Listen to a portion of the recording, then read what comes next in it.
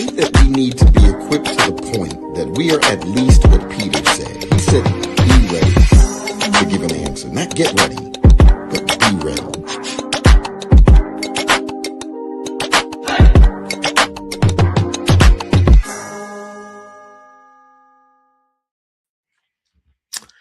All right, it is your friendly favorite neighborhood apologist, Damon Richardson, for another edition of Urban Logia Live. And I am glad to be back. And I've got some great news for all of you. And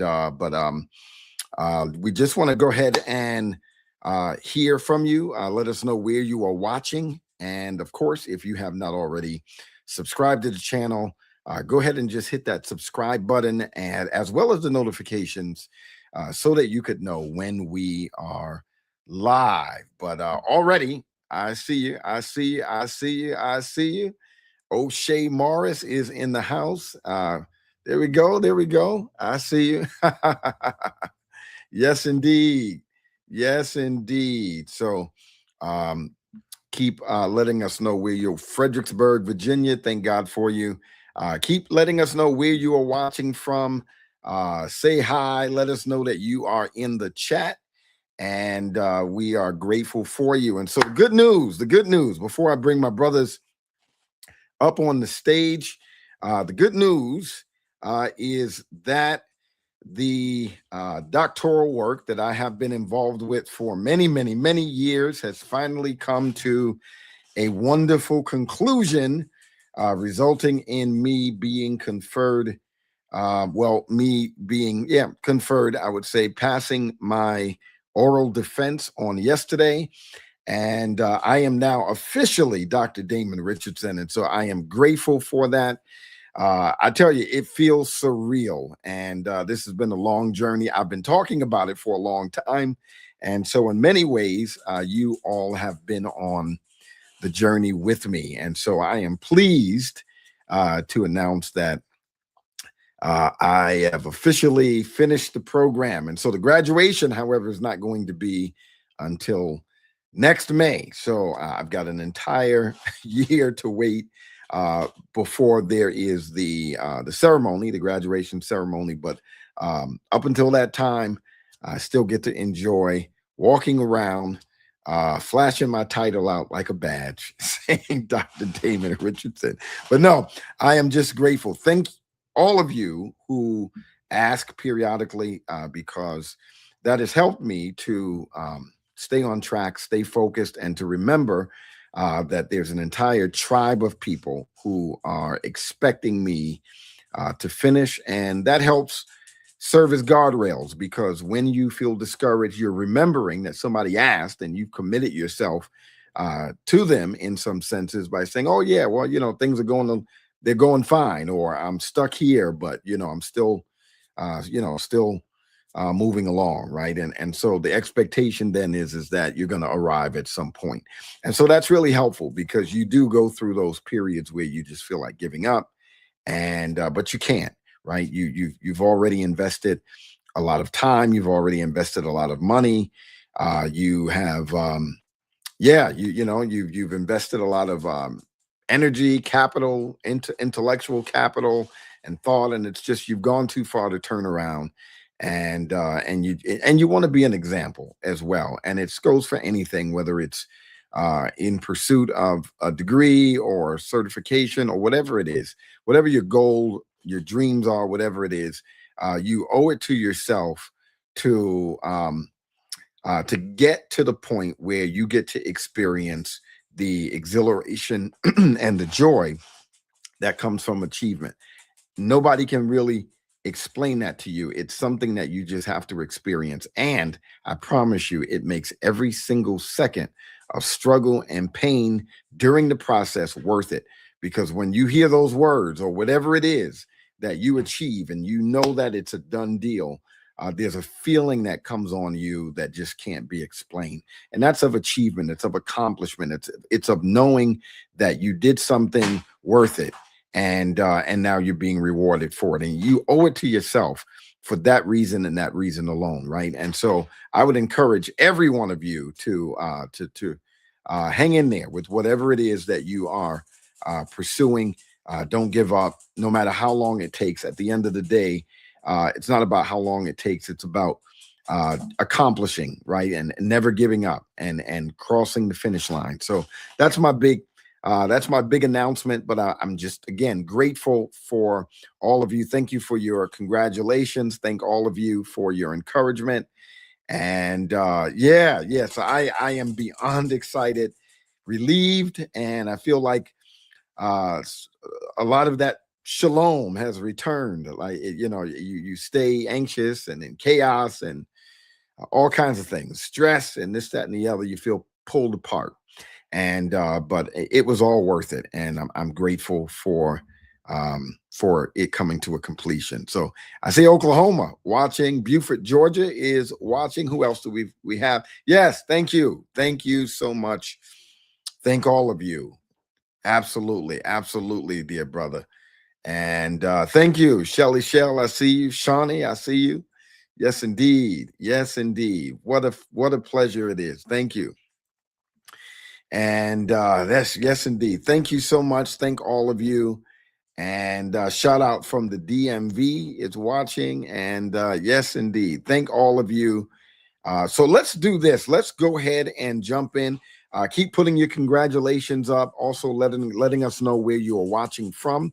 We love to know that. But here we go. So I'm going to bring my brothers on stage. So we are back in Genesis. And Genesis, we've got a lot more to unpack. And there we go. We've got a lot more to unpack in Genesis. And we took a little time off, but we are back. And no greater brothers to bring on for these segments here than, as I call them, the theological Idris Elba and the gospel Clark Kent. Where you at, man? Come on, Jay. Come on, man. Come on, brother. And we are the three amigos. But we spent a lot of time talking about Genesis that we have over the years. So I'm bringing my brothers back on, and we've done 2 segments already. We've dealt with things like Noah's getting drunk and that kind of deal, and we've talked about Sodom. We talked about Adam and Eve in the garden, and there's just so many good things in Genesis. But what we're really wanting to do is make sure that when we walk through Genesis, we are doing it in context, and we are considering more specifically the cultural and the literary context of Genesis. While language, I would say the linguistic is important, and I would say the geography is obviously important. I would even say the social context is important. All of these kinds of things, the theological context, and there's a number of other things. But in Genesis, 2 of the most important contextual analysis to consider for Genesis is definitely going to be cultural and literary, right? And so while we will be considering all of the context, we really want to bring that to its forefront, right? So we're looking at Genesis against its cultural and literary background.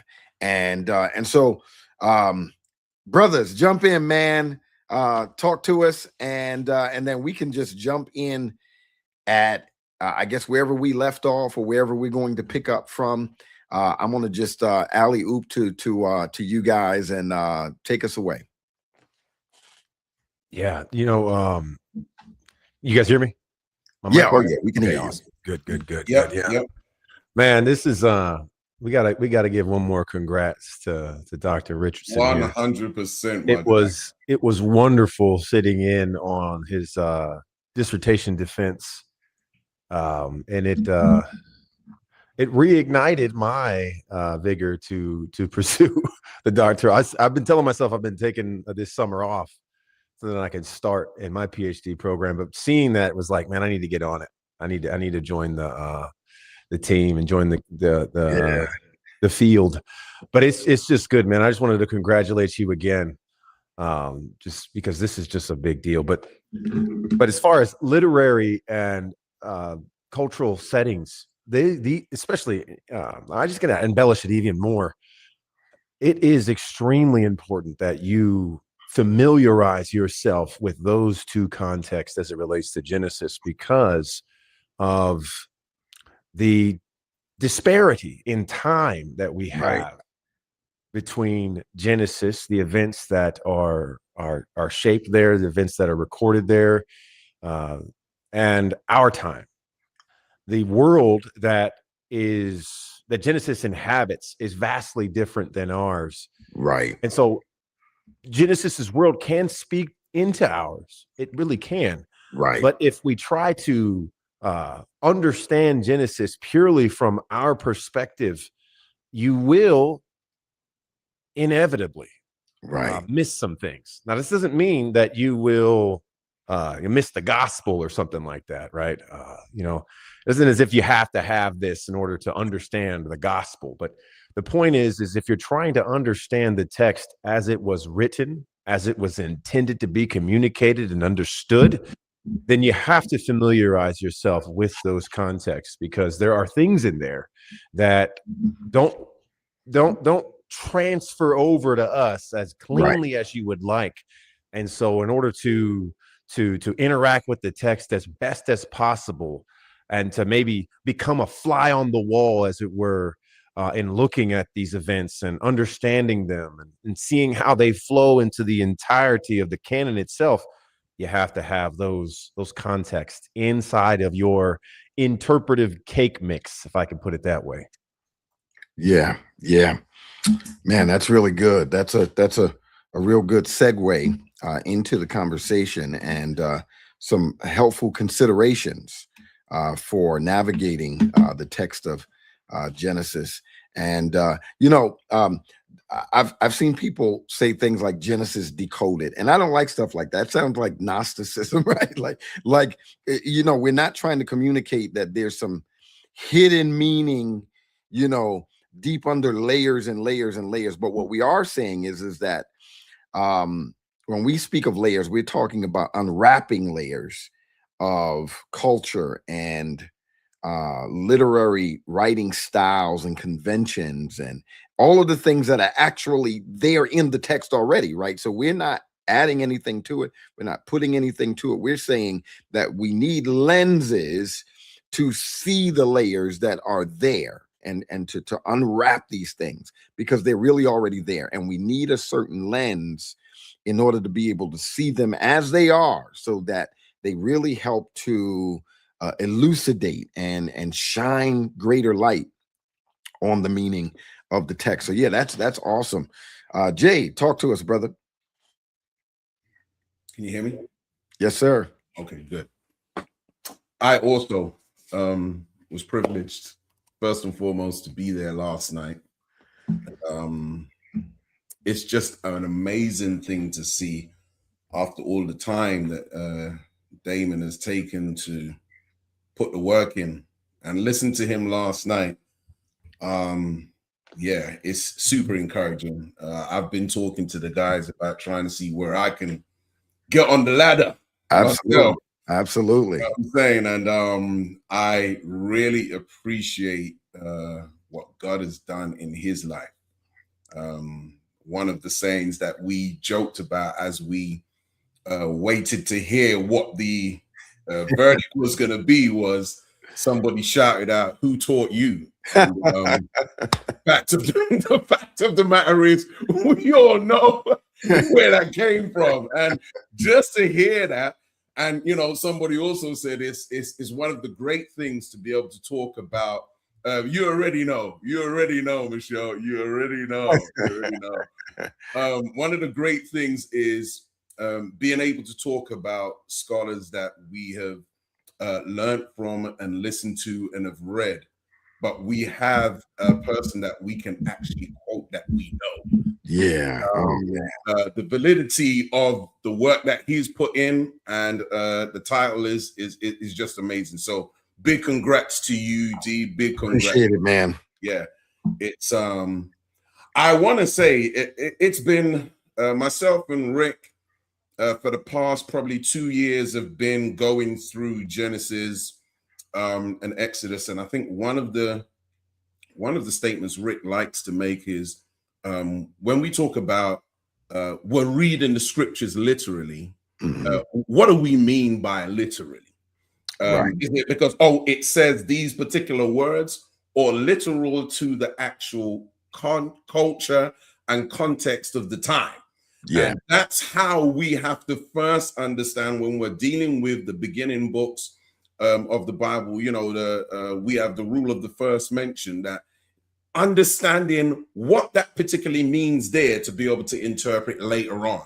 So these are the things that we kind of look at to kind of make sure that we have, as said previously, the right lens to understand what are we reading. One thing I'll say, and I'll hand back to D, is the question was asked of the Ethiopian eunuch. Yeah. What are you reading? And he says, I'm reading Isaiah and blah, blah, blah. But here's the question that was asked of him. Do you understand what you are reading? And the Ethiopian eunuchs answered the question so perfectly. One of the things that I have taken as one of my own mottos to make sure that I'm always learning, he says, how can I understand except someone teach me? Yes. You can't take an ancient book and try to read it in your time without understanding what the original audience would have understood of that particular piece of writing. Yeah. And I just want to encourage us that as we go through and have been going through Genesis, that we understand the right lens is not what we think it means, Yeah, but what the author meant and what the audience would have understood when they heard it. that's good, man. Excellent. I fully agree. So let's jump into one of the texts in Genesis, and let's go to work. Where did we stop? I know we were bouncing around. Did we do chapter 10, the table of the nations? Did we deal with that yet, or where did we go? We stopped at 9 last time. Yeah, Okay. we stopped at 9, and you know what we found out was I was right and that you were wrong. No. That was good, Rick. That was so good. I walked right into it. I got him. I got him now. That's where we left off, right? That is exactly where we left off. That's good. That's good. So let's you guys want to do the table of the nations? Is there anything there to discuss?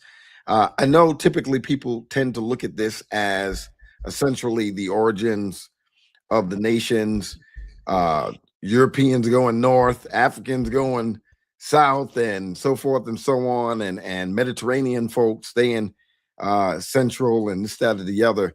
And people tend to take a very literal view of Genesis 10 as essentially how we organize the races of nations and so forth and so on. Real quick, we don't even have to stay on this long. What's you guys' view on table of the nations there? I think it's pretty straightforward as far as what it's meaning there. I think for the people that like to read Genesis literally and chronologically, Genesis 10 will cause a problem for you if you're trying to read it chronologically. Right. Because the events that you see in Genesis 10 seem to contradict the events that you see in Genesis 11. If you're reading it chronologically, if you're thinking it's sort of unfolding chronologically, but in reality, it's not. Okay. Because what you'll have in Genesis 10 is the spread of all the peoples. So we'll have the different languages that are consistent with these particular peoples. But then you get to 11, the whole earth is with one language. So what's going on here right now? If you're reading it chronologically, you will have that problem to sort of surmount. But if it's not, if you're understanding that Moses is arranging these texts with a sort of rhetorical theological strategy involved, and chronology doesn't become a problem that you have to deal with. Okay. Another thing about nations themselves and the origins, Paul will pick up this very chapter in Acts chapter 17, Right. where he is standing at the Areopagus Yeah. and is talking to the Greeks there. Now, the Greeks at the time had this idea called autochthonous origins, right? Mhm. Now, the autochthonous origins has to do with the Greeks thinking that because they sprang out of the ground of Greece, that they were of a cut above the rest as far as humanity was concerned, and so they are the highest or the elites, so to speak, because of their origins. That's why Paul will say, "But God has created from one man, Right. and has set the boundaries," essentially saying, "Look, your idea of autochthonous origins is not real because God has set your boundaries. Your Mhm. idea is defeated by the fact that Yahweh has set where you are. And now Yahweh is calling all men from all places to repent because he has appointed a day when he will judge the earth," and so on and so forth. So he goes into that. So the Yeah. table of nations is in the book of Acts, and Paul uses it again in order to defeat this idea that the Greeks had about their origins. Got you. So, and I like that. So let me just ask you guys a question. So, can we walk away from this text with the understanding, because as Genesis is unfolding, what we're seeing is this picture of sin's corruption of humanity and how God is redemptively mitigating against it in a progression, a revelatory progression that ultimately, as we know it, culminates in the incarnation of his son. But as we are in Genesis, we're seeing this kind of slow unfolding of this corruption of humanity and how God is also unfolding his redemptive meta narrative as a mitigation against it. But he's allowing that story to unfold because in order to appreciate the story of redemption, we've got to, in some senses, appreciate the degradation of sinfulness, right? And so is it safe to walk away from Genesis 10 with the view that the nations and their languages are a development of sinful rebellion? Not that there would not have been nations, or not that there would not have been languages, but it seems as when we are looking at, for instance, the confusion that resulted from the rebellion, people began to gather around those that they could understand, and then the human family began to spread out into multiple communities as God had intended. But what catapults them into these nations, and ultimately nations form, but into these language communities around which they can understand, is ultimately their rebellion. So God has to use that in order to accomplish the Noahide mandate that he had given the family to, be fruitful, multiply, replenish the earth, which was a renewal of the Genesis mandate that he had given to Adam and Eve. Am I on good theological ground here? Am I off? Are the nations in effect and languages the result of rebellion, sinful rebellion? Am I on good theological ground? I would say yes. The quick answer, I would say yes. Good. I think so. I think so as well. So here's the thing that makes that sort of difficult to just have a concrete yes. It's because the diversity in the human family is also something that God is glorified in. Mm-hmm. And so it's very hard to sort of I mean, I do agree with you. I mean, you see, especially in Genesis 11, I think we're about to go into Genesis 11, the Tower of Babel now. Sounds like it. I think the scattering is both a judgment, and it is a part of how God wants to accomplish his purposes. Because remember, the first commission in the Bible is found in chapter 1 there, where they are told to be fruitful and multiply, to have dominion, to subdue the earth, and to fill the earth. So there would have been a filling, an outworking, a spreading out. Now, one could argue that the languages themselves wouldn't have came about because, or only came about because of the unified sort of action that we see at Babel. I mean, I'm fine with agreeing with that, but you also see this diversity as something that is not completely disavowed, Right. because even at Pentecost, Yeah. the human languages aren't done away with. Right. God uses language to demonstrate a unification underneath the lordship of Jesus Christ and what he has inaugurated in and through his ministry. And so, I think we have to have a very nuanced answer to this, because in the eschatological vision, especially in like Revelation chapter 7, where it talks about that great multitude, Right. and John is very particular when he keeps the ethnic distinctive markers, one of which is language. Yeah. That this multitude still is consisting of. It's from every tribe, every tongue, every people, every nation. They're all surrounding the throne. They're all clothed in the same clothing. They're all saying the same thing, but it doesn't mean that they're saying the same thing in the same language, but they're all saying the same thing in the differing languages. And so, So I was about to say, in the, I'm going to use a big word, in the recapitulation of eschatology, as everything moves towards this restoration of all things, right? And God does something new in this new earth. Obviously, the nations will be there. Are there going to be multiple languages? Are there going to be multiple nationalities in this new earth? Is if sin's gone, and and all of the things that created, all of the things that are essentially the byproducts of sin have been removed, and there's this new earth, this recapitulation of sorts. I wonder though, are there going to be more than one language?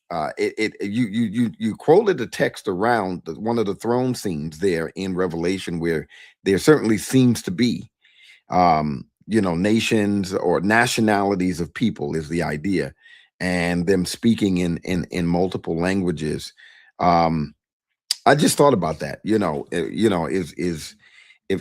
If there's going to be a newness there and a new creation, a new creative order, it makes me wonder. And the reason this is not just pure speculation. The reason I'm wondering this is that I think this would go back. This could inform what we're reading here. Is that what we're reading in, for instance, 11 is ultimately really what God wanted anyway. He essentially accomplished his will even through their rebellion. And I'll link that to what we read in Acts. For instance, he had told them, Jesus had given them the mandate that you should receive the Holy Spirit. You shall receive power when the Holy Spirit's come upon you, and you shall be witnesses. And he's given this commission here to the apostles, that they are to bear witness of him, his person and work, the gospel, in Jerusalem, Judea, Samaria, the uttermost parts, to the ends of the earth. Well, they don't immediately accomplish this. In fact, by the time we're in Genesis 6, and there's a little bit of persecution, it says that that the apostles remained in Jerusalem. And it doesn't seem like you really start seeing the gospel spread throughout the Mediterranean world until God instigated persecution. And so I think one way to read this is that just because God uses something doesn't mean that the outcome of it wasn't already what he intended anyway, right? And so we know he intended for them to spread out and bear witness, but they weren't accomplishing that. So he instigates persecution, which causes believers to start going all over the place, ultimately, therefore, bringing the gospel with them. And I wonder if that informs the way we ultimately end up reading the Babel narrative as well. Is that, well, we know God wanted them to spread out. We heard the way that he instructed Noah's family, and as obviously a renewal of the Genesis mandate. So when they don't accomplish that, in the Chaldean language, Babel actually means the gate of God, whereas in the Hebrew they call it confusion. So it's like where we say stop babbling. That's where that idea comes from. But it seems to suggest that God only used the confusion to ultimately accomplish what he was wanting them to do anyway. So I think in that sense, maybe it's not proper to say that languages and nations are the result of sin, but that God used their rebellion instrumentally use the confusion as a way to judge them in order to accomplish what he wanted to accomplish anyway, right? So it was always his plan for nations and languages and all of these other things to result. What do you think of that? Am I off on that, or am I making the right connections? We can't hear you, Rick. Go ahead. I think you're right to say it that way. I don't think that it is purely a judgment. The thing about Babel in particular, God is judging their rebellious behavior, but he's also working out his plans and purposes in and through it, or despite their behavior, and utilizing it. The scattering also is a grace on them because they are unified in the project of inviting God down.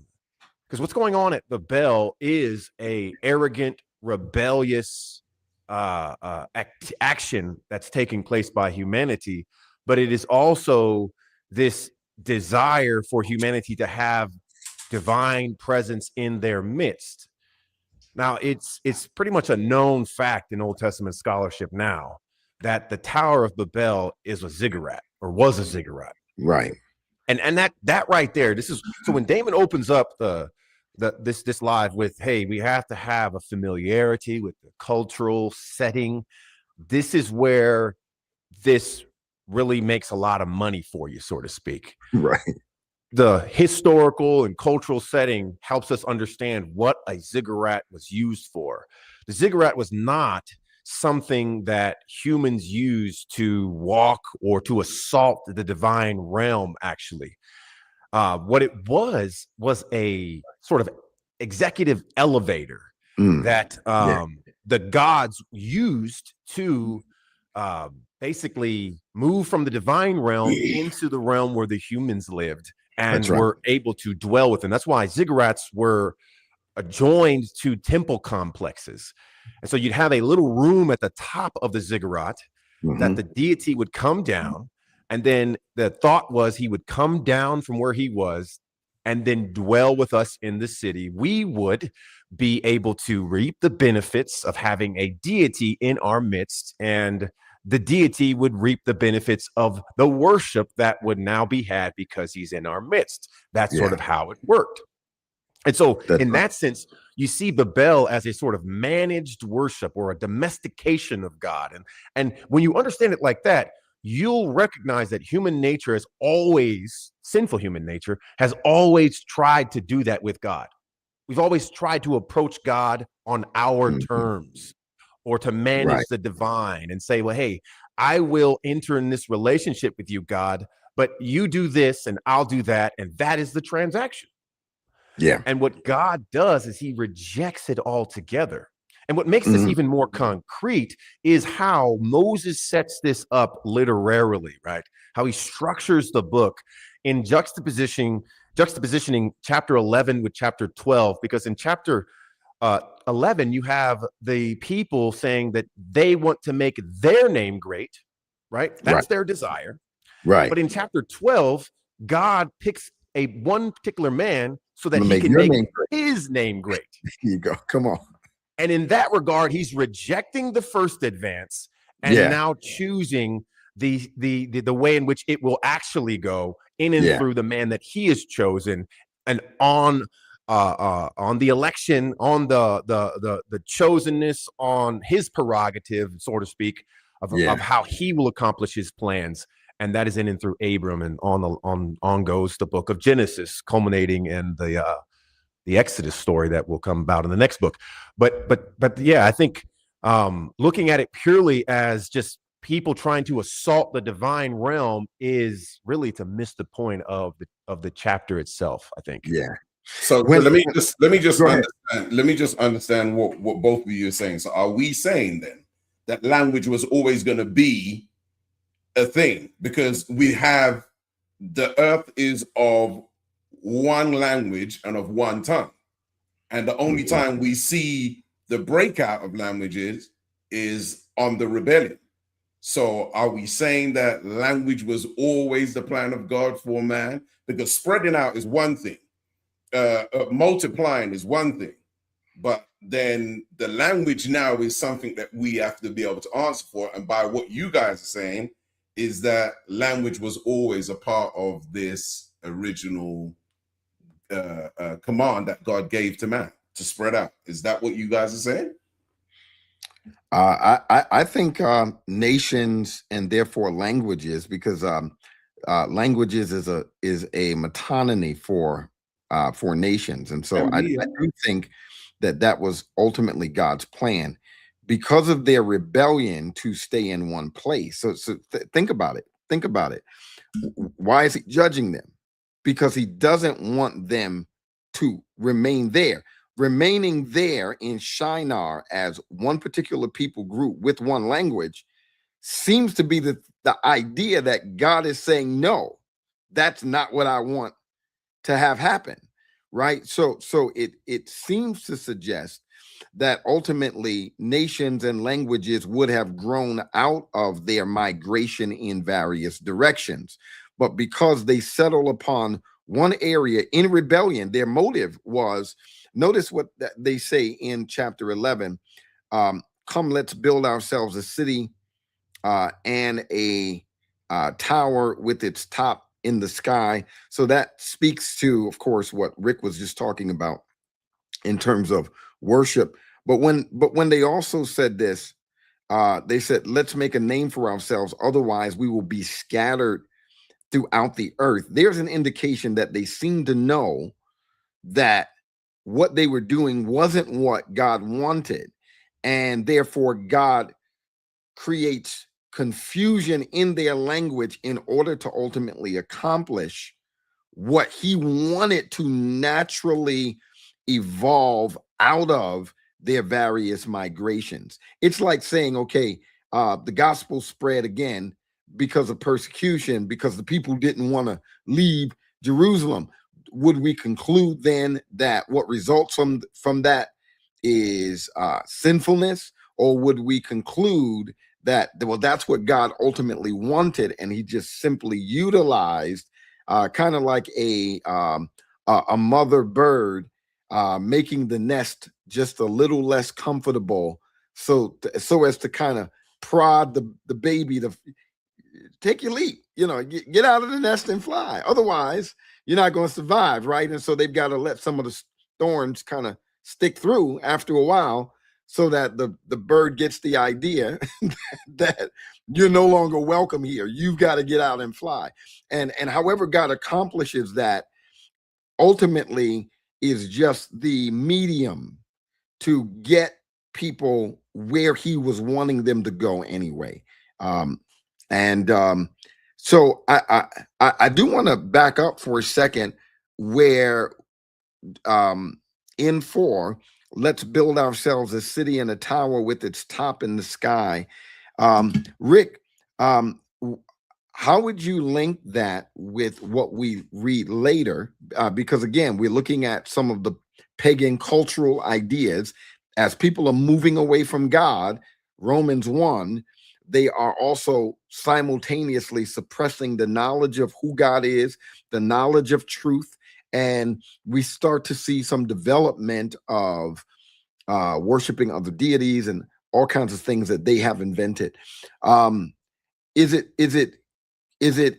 I on good ground here to make the connection intertextually with when Yahweh's theophany visits Jacob, and in his vision, there is Jacob's ladder. This is like this portal wherein the angels are ascending indeed. Talk to us, brothers. Yeah, I think there is a good connection. I think the difference is who creates that. Right. That's one big difference that you have to notice. So I think what's happening here is the reason why you would see a ladder or that sort of similar building is because God is contextualizing the revelation to the particular individual at the time, and that time is Jacob. Mm. And so you would expect to see something that looks similar, but the difference is in chapter 11, the people are building it. And in this instance with Jacob's ladder, God is the one who's building it. And now you see angels descending and descending, which gives this idea of an authorization. This is what God has authored. Right. This is working as it is as it's supposed to. It's not something of a human invention. There we go. And so I think it does capture that idea there. But I think the key difference is that in the first instance with 11, it's the humans thinking this up, building it, defining it, and again defining its usage and its purpose. Where in the other instance, the later instance with Jacob, this is God defining it, and all Jacob is doing is merely recognizing it. He is not offering any interpretation. He's not saying, hey God, I would like it to look like this. No, God is revealing what this means, and that he would be with him essentially. And so we understand that after that takes place, Jacob's name is also now Israel, the one who struggles with God. And so that has some theological significance as to how the nation itself will be that very thing. They will be the people who struggle and strive with God. Wonderful. So let's unless Jay, you want to jump in there, let's back up to, is it Genesis 6? Is it 6 where the flood is? God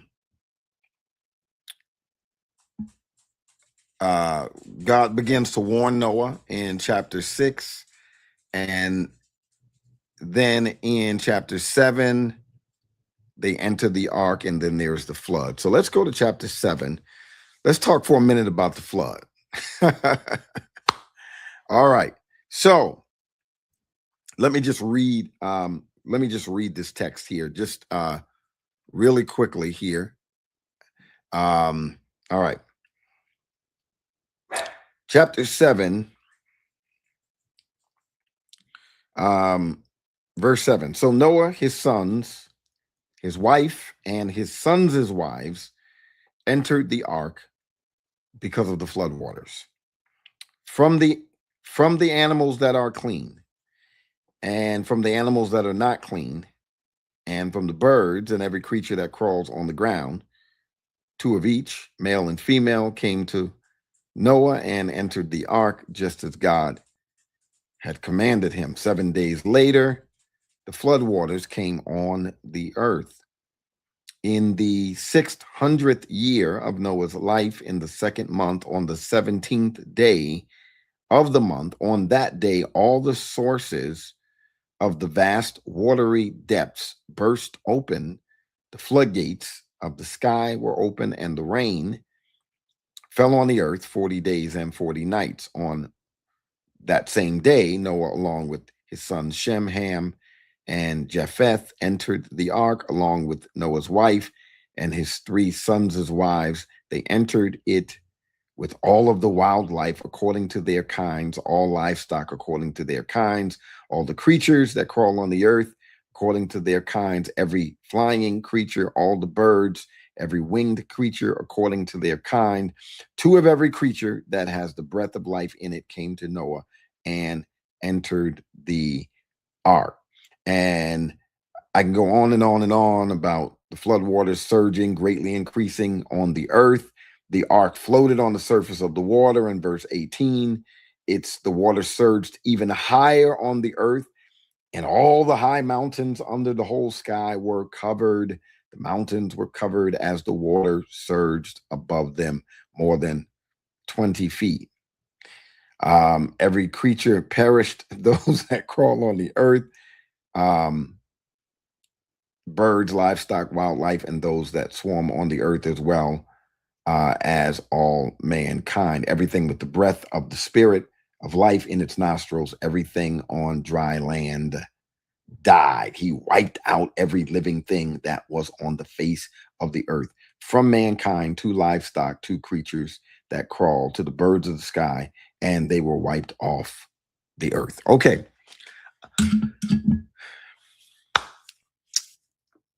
Here we go. Jay, you ready? Universal flood or regional flood?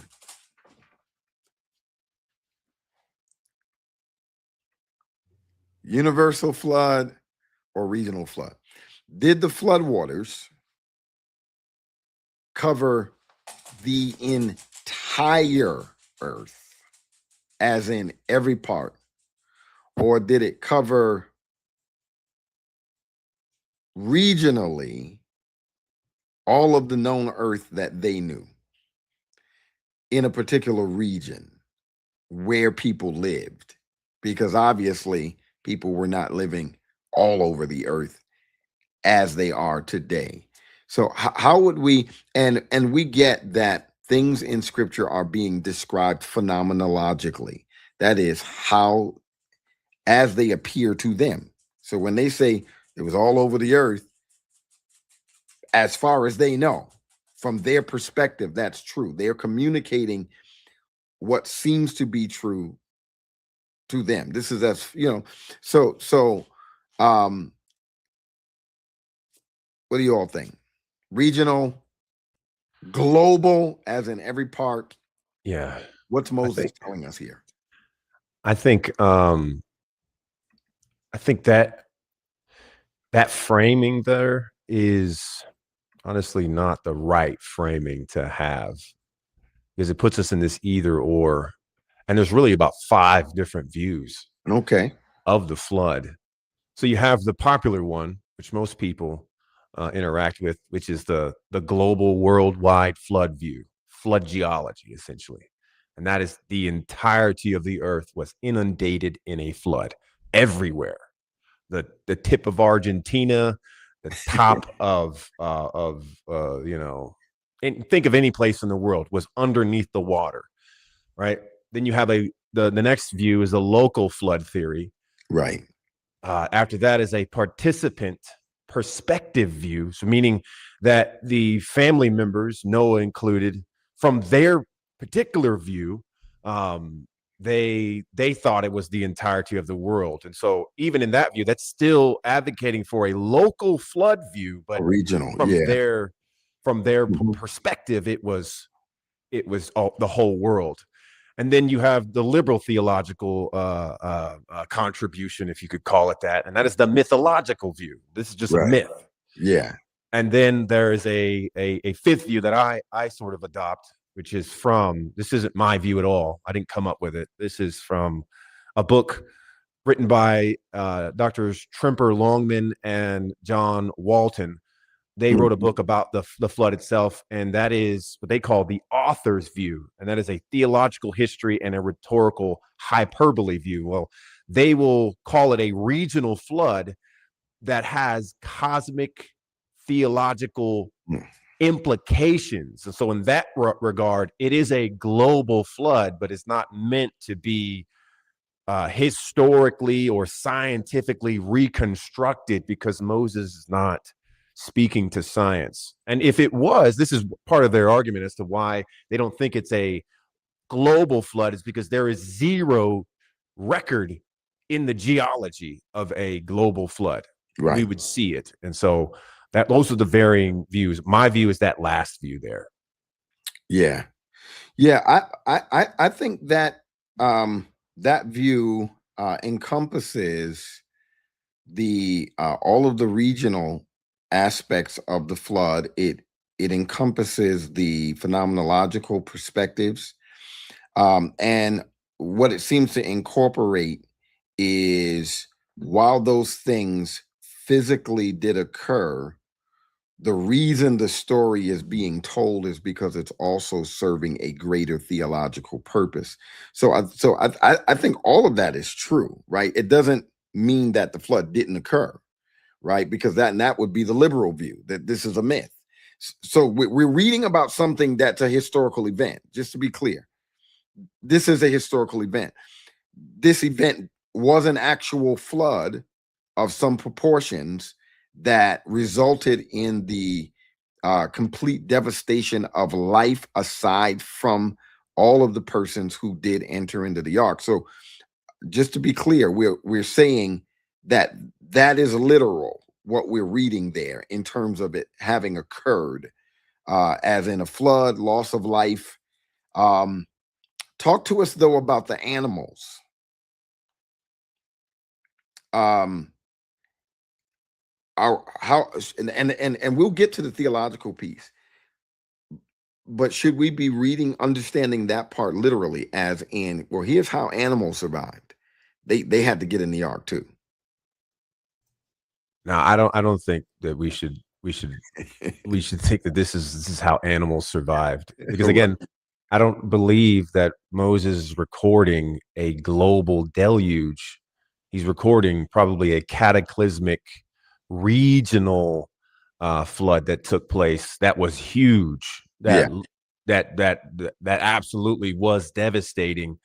The authors of the book that I was referring to, they point to a possible event that did take place historically about 5600 BC, wherein the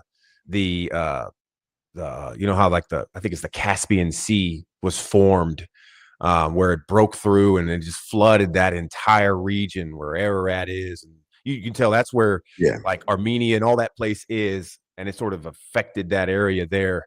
That's what they point to. But again, that doesn't mean that Moses is calling us to try to put together the scientific fact again. He's not trying to do that. That's not his point. Right. And so when we get into the hyperbolic language itself, I think the mention of the animals is just the theological way of saying that God is providing a way in which life will continue after this act of decreation has taken place, because we have to frame the flood itself as an act of decreation.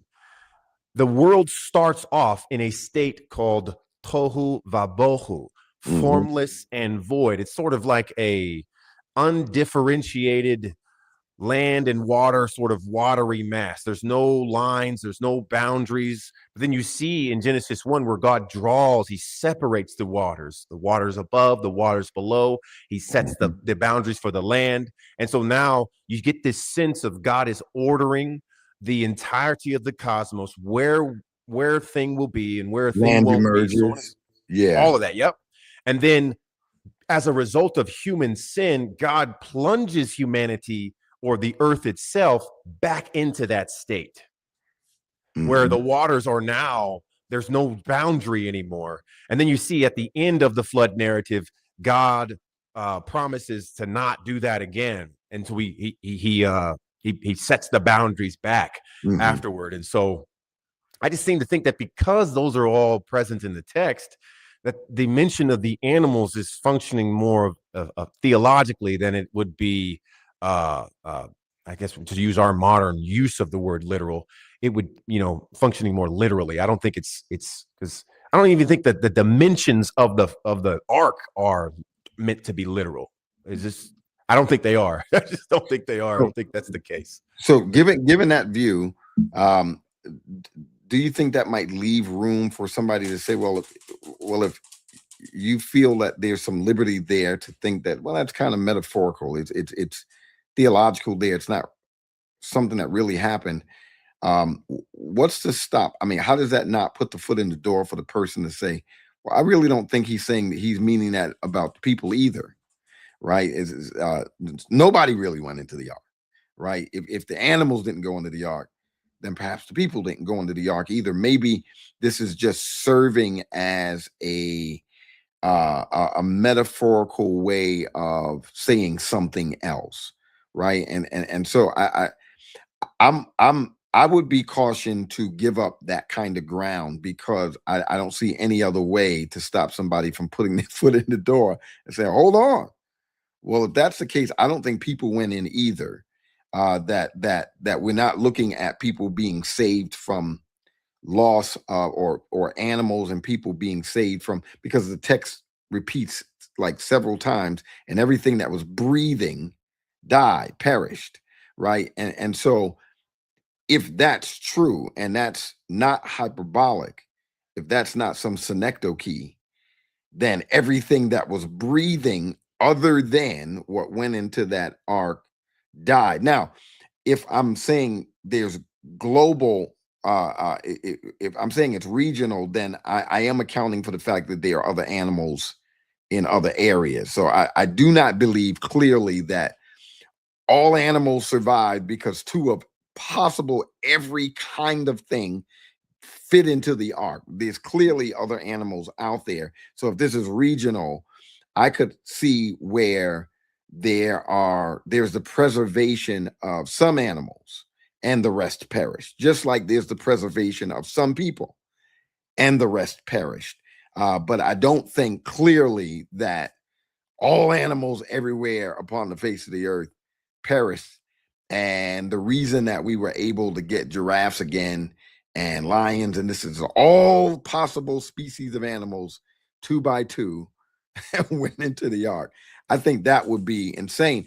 And given the dimensions of the ark is essentially shorter than what is it? The ark in length would be shorter than I think 3.5 city buses long in length, right? And then height is essentially about the I think about a football field in height, 100 yards or so. But you'd have to be looking in length at about 3.5 city buses.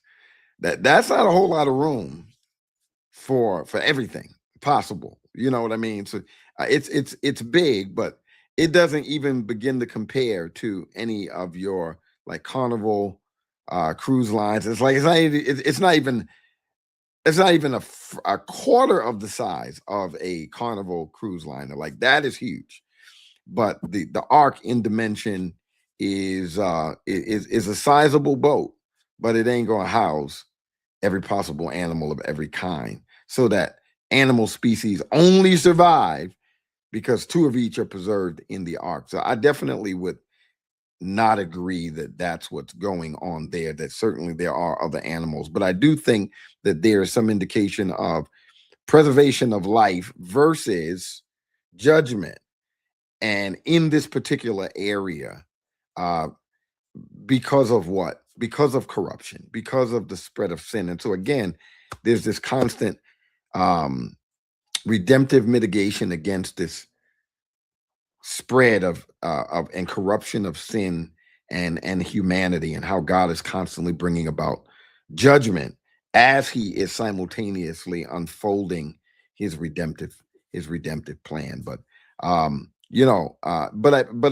I do agree. I think there's some literary stylistics that are going on. Obviously, he's telling a greater story than just what happened. There is what happened, and here's what Yahweh is trying to communicate about what happened. But I do think that if we don't at least give some credence to what happened, there's no real basis out of which to say well, here's what Yahweh is saying. Because if Yahweh is saying something, it's predicated on the realness and the reality and the authenticity of what actually happened. Take that away, and is Yahweh saying any? You know what I mean? What is the where is the credibility of what Yahweh is saying if things didn't really occur? You get my point? I do. Yeah. But that is exactly why I said that I would defer to you guys, because I would not have an argument, because even by the bulk of what you guys are saying, there is no definition or any foundation or solid, oh, this is the answer to. And as you rightly said, how do we answer for those people that say, well, yeah, nobody went in the ark then? How do we answer for that when we are not even 100% solidified on how we are to interpret the flood, as in global, as in regional, even though I do believe that the flood was as far as those individuals were there could see and what they understood. I believe that. However, as for the worldwide and no animals going into the ark, now we've got issues, because how do we answer for that? Right. And I'm even asking, how do we answer for that? If we say there's no animals that went into the ark, how do we answer for that? Right. I wouldn't say that there's no animals that went into the ark. I would just say that the point of the text is not to tell a line by line, event by event narrative like that. Think of it like this. I used this analogy last time, and I'm borrowing this analogy from Walton here. He talks about how Moses is writing history imagistically, right? And he uses the difference between the Hubble telescope and Van Gogh's depiction of the night sky. Both of these two pictures are depicting the night sky. The Hubble telescope is something that you can conduct astronomy on. You can map the stars. You can do the math with that picture. Right. But you can't do the math with Van Gogh's depiction of the starry night. But both of them aren't. It isn't like this one's telling the truth and this one's lying. Both of them are depicting the night sky. But the point is you wouldn't try to recreate the night sky from Van Gogh's depiction. You can with the Hubble telescope. And so I think the problem here is people are trying to recreate the event. And I think that's one of the big issues I have with like the ark encounter. It's what it's trying to do. It's trying to take from a sort of wooden fundamentalist reading of the text, a wooden literal fundamentalist reading of the text, and then it recreates everything. And then on that basis and from that paradigm, it says this is true, which automatically makes any sort of nuance get into the realm of, okay, if it differs from this literal sort of understanding that we have fashioned and thought of, that means that it's either it's just fictitious and you're just engaging in sort of liberal theology. And that's not the case. We can still have this view where it's sort of imagistic and it not be liberal at all. It's still dealing with the text, because we're asking the better question of what is the story that Moses is telling, and is the story of the flood incidental to his larger rhetorical theological point, or is it the point that he's trying to make? And I think it's the former. It is just incidental to his larger point that he is telling throughout the book of Genesis, culminating toward which I think the audience of Genesis, the audience of Exodus, the rest of the first 5 books is Israel post the deliverance in Egypt. These stories are told to them. Like the flood's not told to Noah, it's not told to Jacob, it's not told to Abraham, it's told to Israel. And so Moses has a point as to why he's even mentioning this text. There's a point of why he's mentioning the tower, why he's mentioning Abraham, why he's mentioning what's going on in Genesis, say 34 with Dinah and Levi and Jacob and people at Shechem there, right? There's a point of why he's mentioning that. And instead of trying to recreate the event and say, okay, let's just do the math around it, we have to track with what Moses is doing with the story, not just let's recreate the story itself. So before we go on from this, I want to just spend a couple of more minutes here. I agree with you there. I do think though that the text itself is still worth looking at for its elements, right? Because if we just say, well, the point is this, don't worry about any of the form or the shape of the text, the particular elements at all. Let's just focus on the point.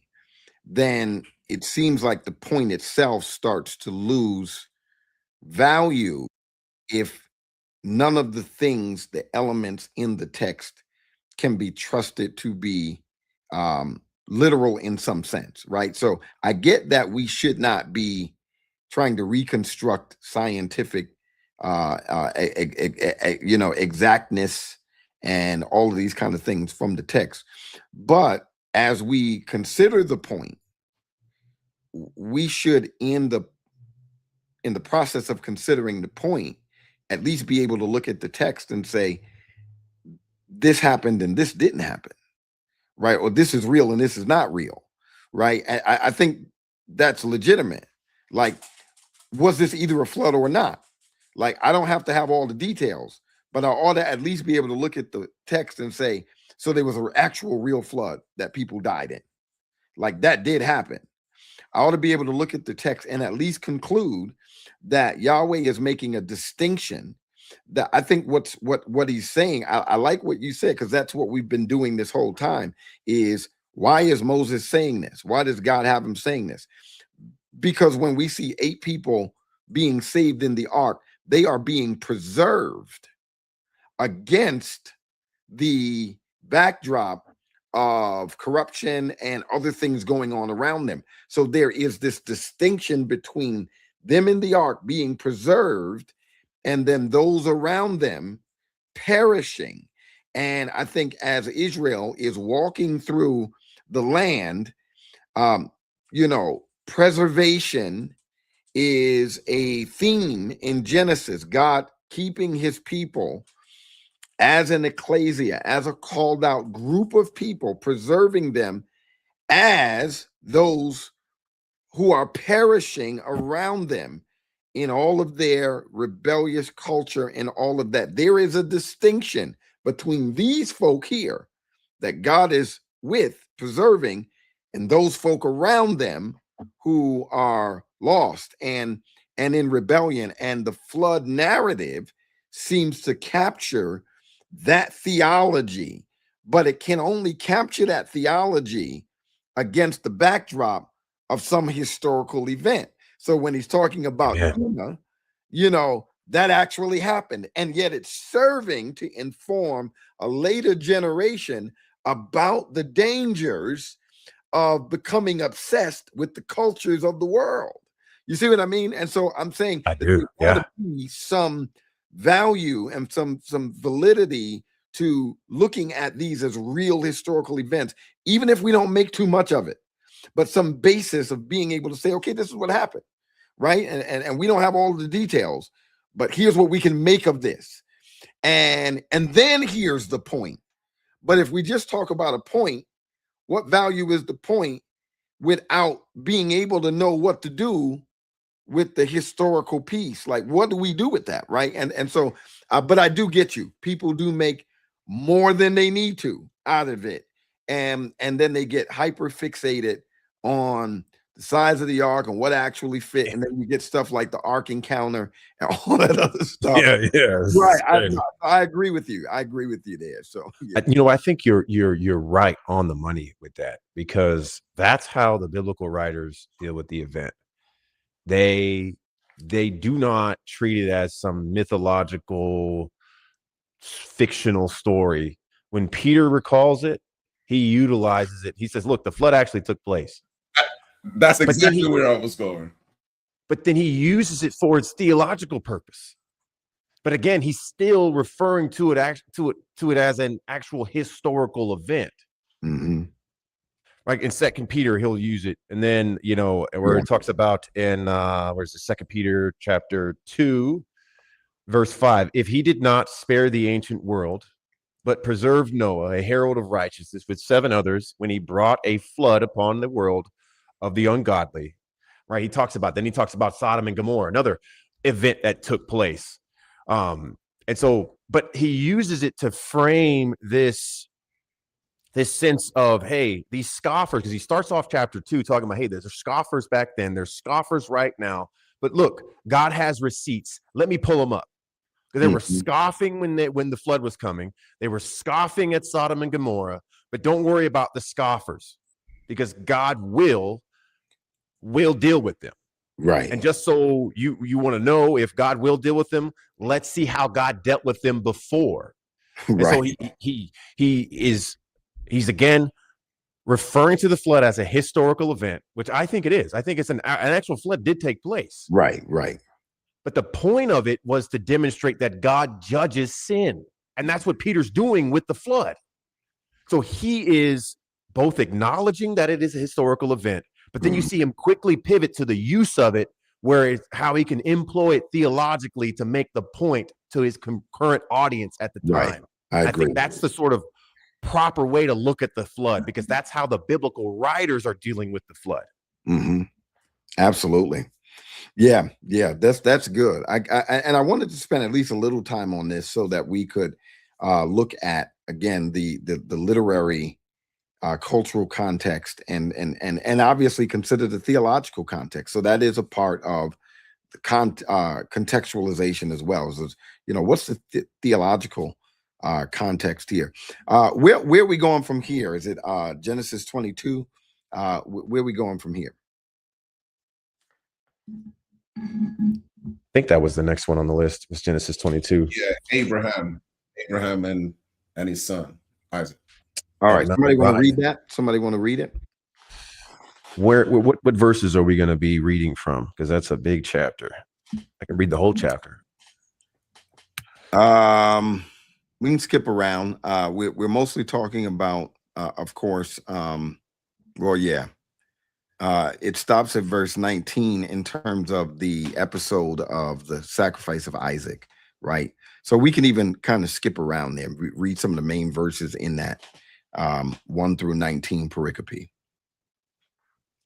Right. So I think we can just talk about it, because we're going to be obviously discussing the text anyway. So let's just talk about it. This is the text that records the sacrifice of Isaac. Yeah. And so we all know how that starts off. God comes to Abram and tells him, hey, you need to go sacrifice Isaac. And Abraham proceeds to do that, to obey. Right. And the angel of the Lord calls out to Abram. And just as a side note, that is the first instance in the Bible wherein you see a doubling of the name. This is very significant, especially when this is on a completely different subject, but this is a doubling of the name. Right. You see this doubling of the name in what I call the most scariest verse in the Bible, in Matthew chapter 7, verses 21 through 23, where Jesus says, many will come to me on that day saying, Lord, Lord. Yeah. Haven't we prophesied in your name, done many mighty works in your name? And then Jesus says, look, I don't know y'all. I never knew y'all. Get away from me. Depart from me, you workers of lawlessness. They double the name. The doubling of a name is a literary device wherein when you do it, the person who double, let's just say I doubled Jason's name. I go, Jason. What I'm doing in biblical literature is I'm expressing affection, loyalty, love, commitment toward the person I'm calling, right? I'm saying that I love you by the fact that I am doubling your name. So you see the angel of the Lord here saying, Abram, indicating that he has a love for Abraham. But then when you get into Matthew chapter 7, these people think they love Jesus. That's why they doubled the title, Lord. That's good. And so the point of what Jesus is making there is not about whether you love Jesus. It's about whether Jesus loves you. That's why Jesus will say, look, I never knew you. Yeah.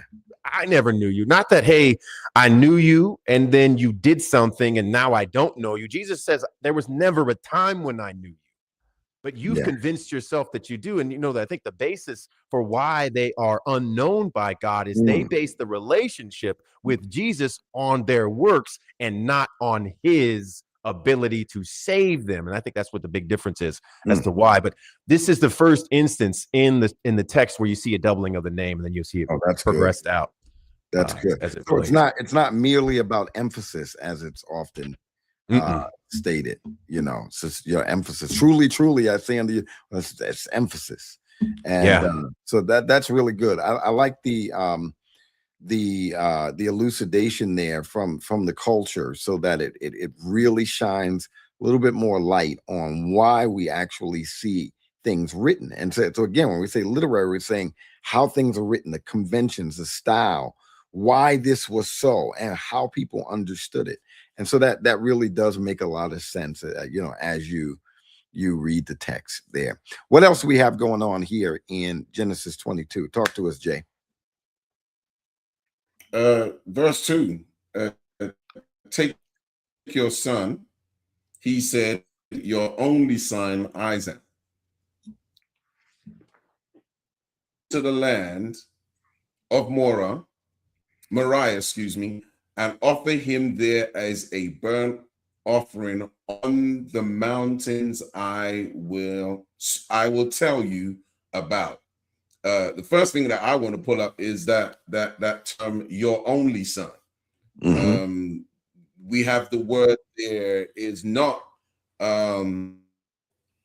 what is that?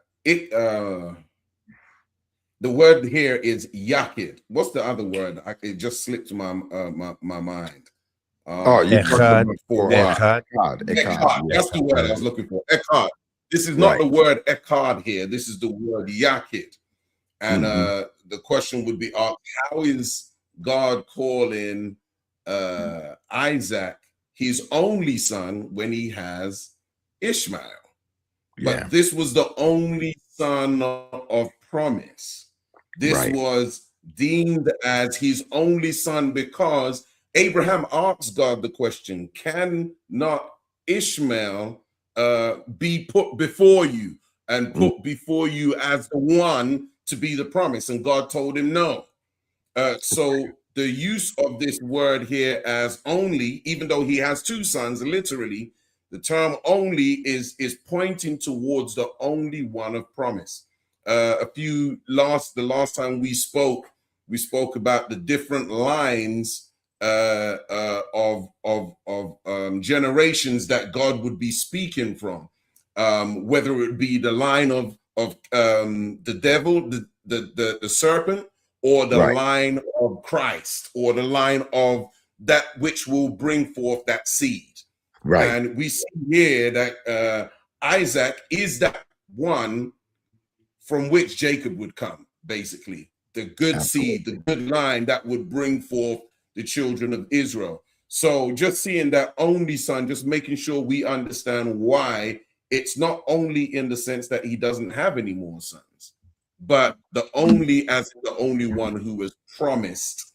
And this idea, the question that you asked when we was putting this together, why does God ask Abraham to offer up his son? Is he promoting child sacrifice? And God is not doing asking Abraham of child sacrifice, because what he's doing is testing him. We were talking about this today in Bible study, about how God uses different areas to build up the faith of the one that he has called. He asks Abraham to sacrifice his son to see, not for God's sake, but for Abraham's sake, to see how much he loved God and believed in the word that God had promised him. Abraham knows that the promise comes through Isaac. However, he had enough faith to believe, as Hebrews said, that his son would be raised. If he was to die, his son would be raised. So we see the faith of Abraham in this text, where even though he doesn't know where this sacrifice is going to come from, how God is going to deliver his son, this area we see how God uses this idea of sacrificing his son, yet because he believed in God, he know that God would make a way. That's good. That's good. You raise a really good point, Jay, about child sacrifice. I don't think there would be any instance in which Yahweh would have ever accepted 100%. A human being offered by another human in terms of child sacrifice or whatever. Granted, Isaac is an adult, not even a child, so he's a grown man. But even in that, right, there's kind of a twofold thing. There is the test of Abraham's obedience to God, but the subtext, that which is just not stated, but it's there, is obviously Isaac's submission to Abraham. It doesn't state it, but it's subtext to it, because he's not a kid, he's a grown man. And when it becomes apparent that he is the sacrifice, he submits. And you could see like a through line to the gospel. One, there is this idea of monogenes, where, as you mentioned, his only son. There is the willingness of the father to give his son, right? And then there is the submission of the son to the father. You could see like there's this through line straight to the gospel that is happening here. And although I wouldn't say that sacrifice is never acceptable to God. Pagan sacrifices weren't acceptable to God, but when we consider the fact that the Logos, the eternal Logos, the one and only Son, sacrificed his life humanly, and that was acceptable to God, I think there is some basis to say that human sacrifice is acceptable to God. It just depends on, if we go back to Rick's framework earlier, it goes back to who's calling for it. Because if God, the Father, is calling for the sacrifice of his son, that's acceptable to him. But if people in rebellion are constructing means of sacrifice that God hasn't called for, he doesn't accept that, and he has the prerogative to reject those things, because those things are not in line with his will. They are done in rebellion and in sin, so forth and so on. So I think when we even think about human sacrifice, I think there is a sense in which what we are actually seeing is not something that we need to really be afraid of or reject. Human sacrifice is acceptable to God the Father if it is what he has called for, if it is done, if it is what he has planned. And certainly the only human sacrifice that the Father has ever planned for or called for is the sacrifice of his one and only son, right? You know what I mean? But I think that's what this is actually pointing to. So I would only reject human sacrifice that's done in a pagan context, because clearly those are not being done as worship to the one and true God. Second, the one true God has never asked for that, right? See what I mean? So that would automatically mean that's why it would be wrong, because he hadn't asked for it. But when he's asking for it here, if Abraham had gone through with it, it would have been acceptable to God. I like the way that the writer of Hebrews frames it, though. The writer of Hebrews frames it as though it did occur. He says, and by faith, Abraham offered his son Isaac, to show that, and this goes to even what Jesus was doing in the Beatitudes, you know, when he's talking about, if you can conceptualize doing something in your heart, it is as though You have actually done that thing, right? And so Abraham goes through with it. He has every intention. He has the faith, the confidence, the trust in God is there. And only God's hand stops him. And yet God counts it as though he actually accomplishes it. I think that's remarkable when we look at that and the parallels to the gospel there. Jump in, Rick. Yeah, I think also New Testament writer picks this up as a demonstration of faith in action, where James will pick this up in James chapter 2, I believe, where he talks about, well, you say you have faith, and I'll show you my faith by my actions. Mm-hmm. And he refers to Abraham in this episode in Genesis 22, but Paul will refer to Abraham in Genesis chapter 15 and in Genesis chapter 12. It's particularly Genesis chapter 15, where it says Abraham believed and it was reckoned unto him or accounted unto him as righteousness. And so Abraham is already righteous when he's in Genesis 22. He's already accounted as righteous. That's right. Now you get to see it with evidence behind it. And so that's how James will pick it up and say, well, look, faith without works is dead, essentially. What Paul will say, we're justified apart from works or without works. We're justified by faith. So how do these two things work? Where you kind of see it worked out in the episodes in which both Paul and James appeal to Abraham, because they both appeal to the same guy. They just appeal to him in different areas and time frames of his life. And that's very significant as to why they aren't contradicting each other. Because Abraham is demonstrating the reality that he already is righteous by obeying God and believing him, that, like the writer of Hebrews will say, even if he did go all the way through and drop the knife into Isaac, that God would raise him back up because he believed God that much. And so I think that's the point itself. And I think you're right to sort of frame that this is not a child sacrifice, because Isaac is not a young kid in this instance. Isaac is probably in his 20s right now.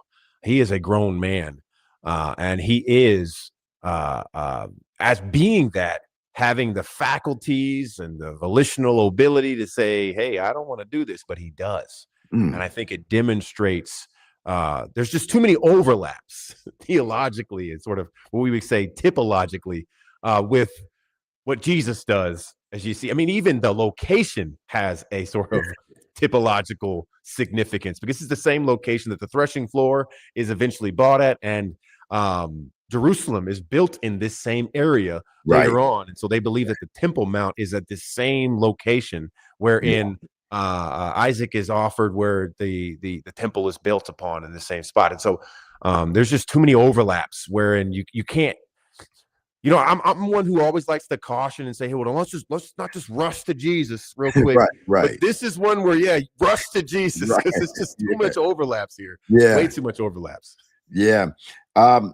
In verse 14, I think this is something really good to discuss. And Abraham named that place, the Lord will provide. So today it is said it will be provided on the Lord's mountain. Now, what it's clearly talking about is God providing the substitute.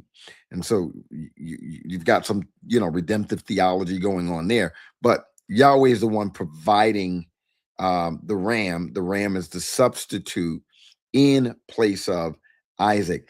But that's not what I want to talk about. What I want to talk about is, it says, and Abraham named that place Yahweh Yireh, right? Yahweh Yireh, right?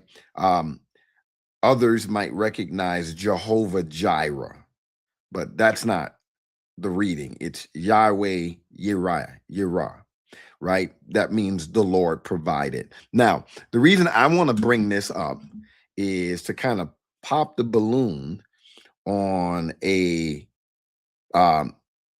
pop theology. And I know where it comes from, but this pop theology about praying the names of God. He's Jehovah Shalom, the Lord our peace. He's Jehovah Shammah, the Lord is there. He's Jehovah Sikkenu, the Lord our righteousness. Jehovah Jireh, the Lord our provider, you know, Jehovah Rohi, the Lord our shepherd, Jehovah Rapha, the Lord our healer, you know. And then people learn that they've learned this. You know, I remember there was this one book, Could You Not Tarry 1 Hour, by it's a guy named Larry Lee. And he popularized that in that book. And even Shirley Caesar had a song singing about it. And it just became real pop theology. But one of the things that I noticed, you know, over the years is that there are no places in scripture where people were calling Yahweh that. In fact, everywhere that those texts are mentioned, places are being named that because of what Yahweh did there. Now that is a game changer, because no, I mean, God does have various names. That's true. His name is not Jehovah Jireh or Yahweh Jireh. It says, and Abraham named that place. Never said he called God that. In other words, the convention in the culture is to name places according to things that occurred there or things that God did in a particular place. But this has nothing to do with what they called God. It's a way, a cultural practice of dedicating a place as a memorial, as a reminder. And so sometimes they would use stones to say, remember what happened here. Other times they would use names, because the names would be the link to what Yahweh did there. Yahweh provided there. But it's not some theology whereby folk are saying, oh yeah, okay, that's another name for God, Yahweh Jireh, you know, let's call him that. Every time we need some food or we need some provision, let's call on Yahweh Jireh, right? That's not good theology. That's not biblical theology. That's pop theology. That's not how we would understand this. And if you were to go into every one of those verses that mention Shama and Shalom and Sitkanu and all those other places, you'll find the exact same thing. And they call that place. So that is one of the things I wanted to bring out is that we've got to stop. Listen, when we know better, we do better. There is just no biblical basis for calling God Jehovah Shammah, because that's just not his name, right? It's places were called that in honor of what Yahweh did somewhere, but there's no record of anybody ever referring to Yahweh with those suffixes, right? When they said Yahweh, it was just Yahweh. They did not suffix Yahweh. Further indication that I know that the suffix is not something that they employed in worship is that later we find Jews who don't even really want to enunciate Yahweh. They found circumlocutions, roundabout ways. They would say Hashem, the name, or some of them would even do what you would call the breathing enunciation. It was just not really the full enunciation. There were different ways in which they would try to get around, because they thought taking the Lord's name in vain. I'm just telling you how many in the Second Temple period later ultimately developed this idea that taking the Lord's name in vain was mispronouncing his name and ultimately offending God, right? And so the point is that we just know that they weren't reading these texts and then learning, okay, here's another name for God, and then praying those names in prayer. Like I said, later, they hardly even want to say Yahweh, right? So they're not certainly adding a suffix onto it, because they hardly want to pronounce what's later known as the ineffable name of God, right? The tetragrammaton, they really don't want to say it. But I do think it's just, y'all jump in. I'm just rambling now at this point. Yeah, I'm so glad that you mentioned that. There's another book by Anne Spangler called "The Praying the Names of God." Right. That Yeah, a church I'm affiliated with is actually going through that at present. Yeah. And this same Wow. thing that you're talking about, we spoke about this today, even in Bible study, from the sense of another example of what you were saying. The reason why Moses named the place Mara is because the water was bitter there, and Yeah. God had to make the water sweet. And because of what took place there, mainly the point that you made, the second point that you made was it's because of what God did. And and let's be very clear on why these things were very pivotal for the children of Israel. One, it was for them to remember what God did for them, not only then, but for the generations to come. Right. Number two, what happened as pertains to them learning who God is. All the other gods, I said this in Bible study earlier on today, all the other gods, they heard about them to do things. However, they had never seen any of these gods, like the god of Egypt, the god of fertility, Happy, all of these different gods in Egypt. They never saw God, that particular God, perform the very thing that they said they could do. However, Yahweh reveals himself by doing the things that Israel needed. He became, I saw our sister ask the question about what about Lord of Armies or Lord of Hosts? That because of what he was doing and the might that carried. That had nothing to do with his actual name, but what he was displaying. Or am I still here? This thing keeps cutting out.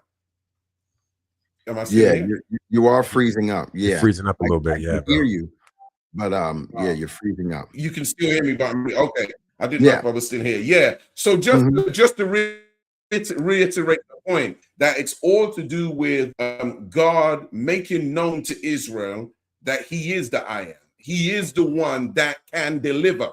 And because he delivered, that made him a person who was the one that it was almighty. He was the one that was in full control because he was able to do. I said this also, and I'll stop here.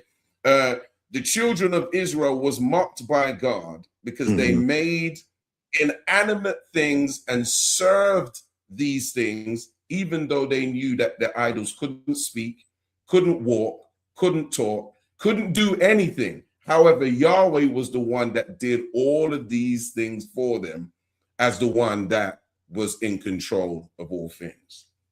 Right. I do want to read 1 Samuel 1:3. So it's actually been brought up twice.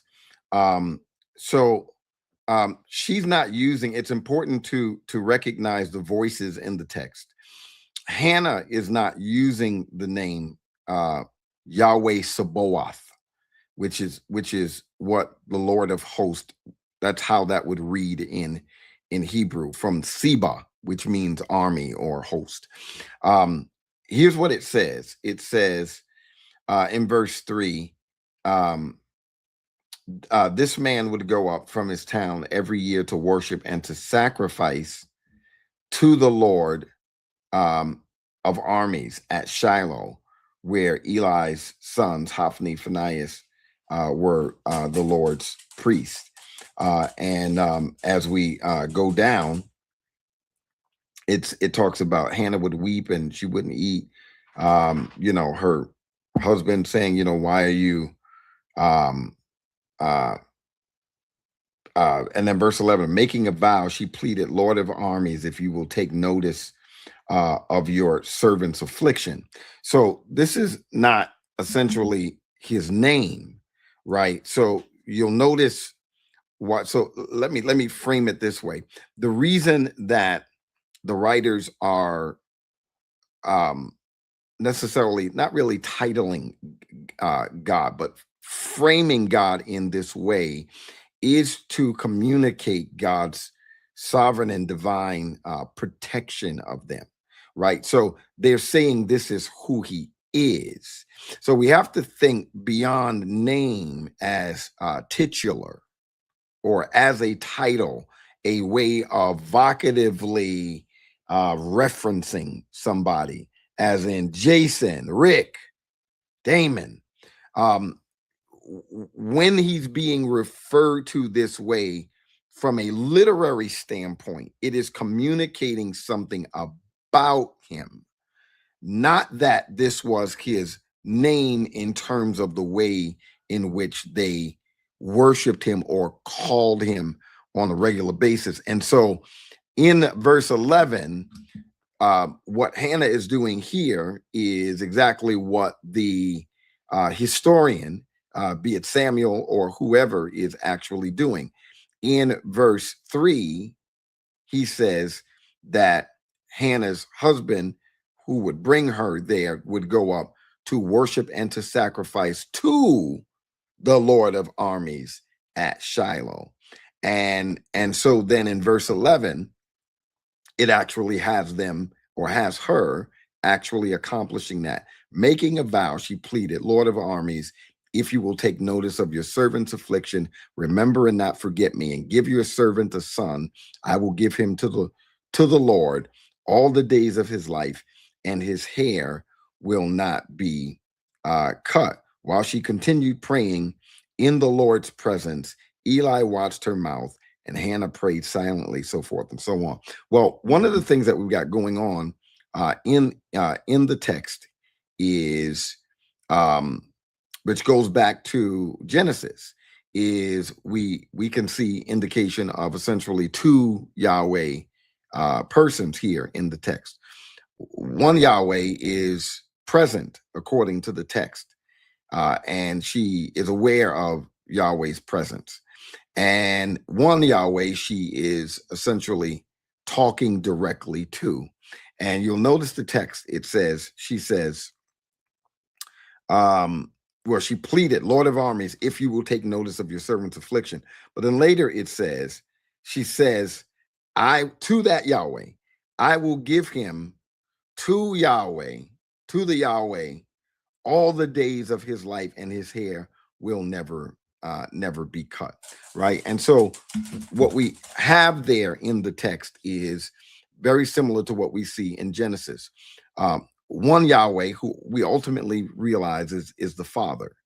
And then there is an agent of Yahweh who is recognized as Yahweh as well, who essentially accomplishes many of the things or accomplishes the things that the Yahweh sender wills to have accomplished, right? And so you'll notice that she's talking to one that's present, and then talking about another Yahweh to which she would actually give her son to that Yahweh. So when she says Lord of the armies in that sense, it is because she's acknowledging the present Yahweh there for what he was known for, his protection, his ability, his fighting for Israel. It's not to say that this was his name in a prop. This is his name in the sense of this is his reputation. This is what Yahweh has become known for. He is the Yahweh of the armies, Yahweh of might, Yahweh of power, Yahweh who is sovereign and stronger than all of the other nations, right? And so it's not that she doesn't say that. It's that, how do we understand that? It's not that she thinks that, well, this is another name for Yahweh. Let me use that name, because I need something from Yahweh here. So let me use the right name for the right situation, kind of a thing. And this is what I'm saying. A lot of the reason why we think that way is because we have been looking at these texts through the lens of pop theology, as opposed to understanding what's really going on in the text. It's more of his character. It's who he is. That's right. That's right. Yeah. I agree. I think the text is unanimous in the instances wherein Israel uses God's name as a talisman, or they use his dwelling place as a talisman. it is, or a rabbit's foot, it is rejected by God. Mhm. One instance that I can think off the top of my head is in Jeremiah chapter 7. Jeremiah is standing at the temple gate, and he tells them, "Do not trust in these lying words. The temple of the Lord, the temple of the Lord, the temple of the Lord." Right? Israel at that time was essentially saying, that was their way of saying, "Look, we have the temple in our midst; we cannot be touched." While they're sacrificing to other gods in that same temple, but they're Yeah. using the temple as a talisman. And so to use God's name as a talisman is to Right. use it that is to take his name in vain, to use it and to join it with something that has nothing to do with him, or to use it in a way of sort of that's transactional, where if I just say the right name, then I Right. will get the right result, as if it's formulaic in some sense. It is not Yeah. that. That's what It's I'm not. saying. I don't think it's that at all. And I think we also have to recognize, just to go along with your point, this is what I was talking about earlier today in our Bible study. This text exists in the Torah. That's very significant, because the Torah is not this idea of law as namas. That sort of term is more Mhm. closely related to our idea of law. But Torah is really mainly the import of "you will know." Right. So Genesis is part of the Torah. It's about how God is demonstrating how Israel will know. In this instance, you will know this about me. I will be your provider. At Mhm. Meribah, I will be your healer. And in Egypt, I will be your deliverer. I am, like, for instance, you can even see this sort of idea where God's character is expressed through these names. Psalm 46 in Right. particular, it'll use the name that we're talking about here, Yahweh Sabaoth, or where it talks about the Lord of armies there, the Lord of hosts. But it'll also Right. say the God of Jacob, where it talks about right at the end, where it says the Lord of hosts and the God of Jacob in will be our refuge. So it's his name, God of Jacob, right? Right, exactly. That's not his name, but the Yeah. point is it's indicating that the God who delivers, who's mighty, who leads the armies, is also the same God who covenantally remembers us and Yeah. has tied his reputation to us. This is why he will defend us, because he is the covenant God who remembers us. And Yeah. so the point is, these aren't his names, these are descriptive of who he is. Therefore, we can recognize that though we're surrounded by the chaotic waters, our God, the Lord of armies, the God of Jacob, will be our refuge and will defend us. Even though the nations rage around us, they do all these different things, we will be secure, because our God has remembered both his covenant, and he has revealed himself as one who can fight for us on our behalf. That Right. God, his name is Yahweh, who reveals himself as the healer, as the deliverer, Yeah. as our righteousness, so on and so forth. There you go.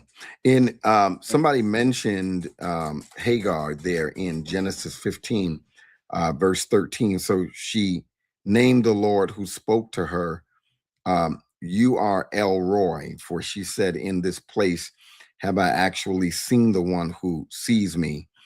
This is why the well is called Bir Laharoi. It is between Kadesh and Bered. So again, just keep in mind that this is what you would call an occasional or situational text. This doesn't repeat itself, and you notice you don't find anybody else saying, "Oh, I was talking to Elroy today, and Elroy spoke to me and said this, that, or the other." She is saying, "You are." She named him. She said, "You are the God who sees me," is what she's saying. So when it's saying she named him, this is another way of saying she called him. She said, "You are the God who sees me," right? It's not like she's giving him some personal name that she only, well, that's my personal name. That's my personal name for the Lord. That's our little thing. That's not what she's doing.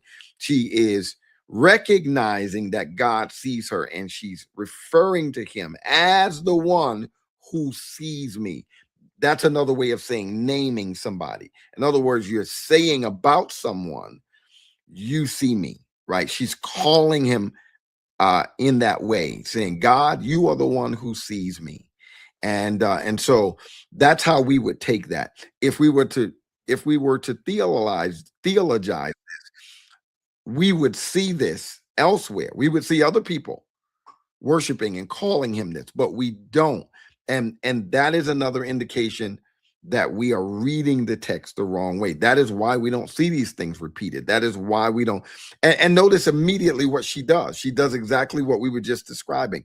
She names the place according to what God does there, right? So God sees her, and then what does he do? He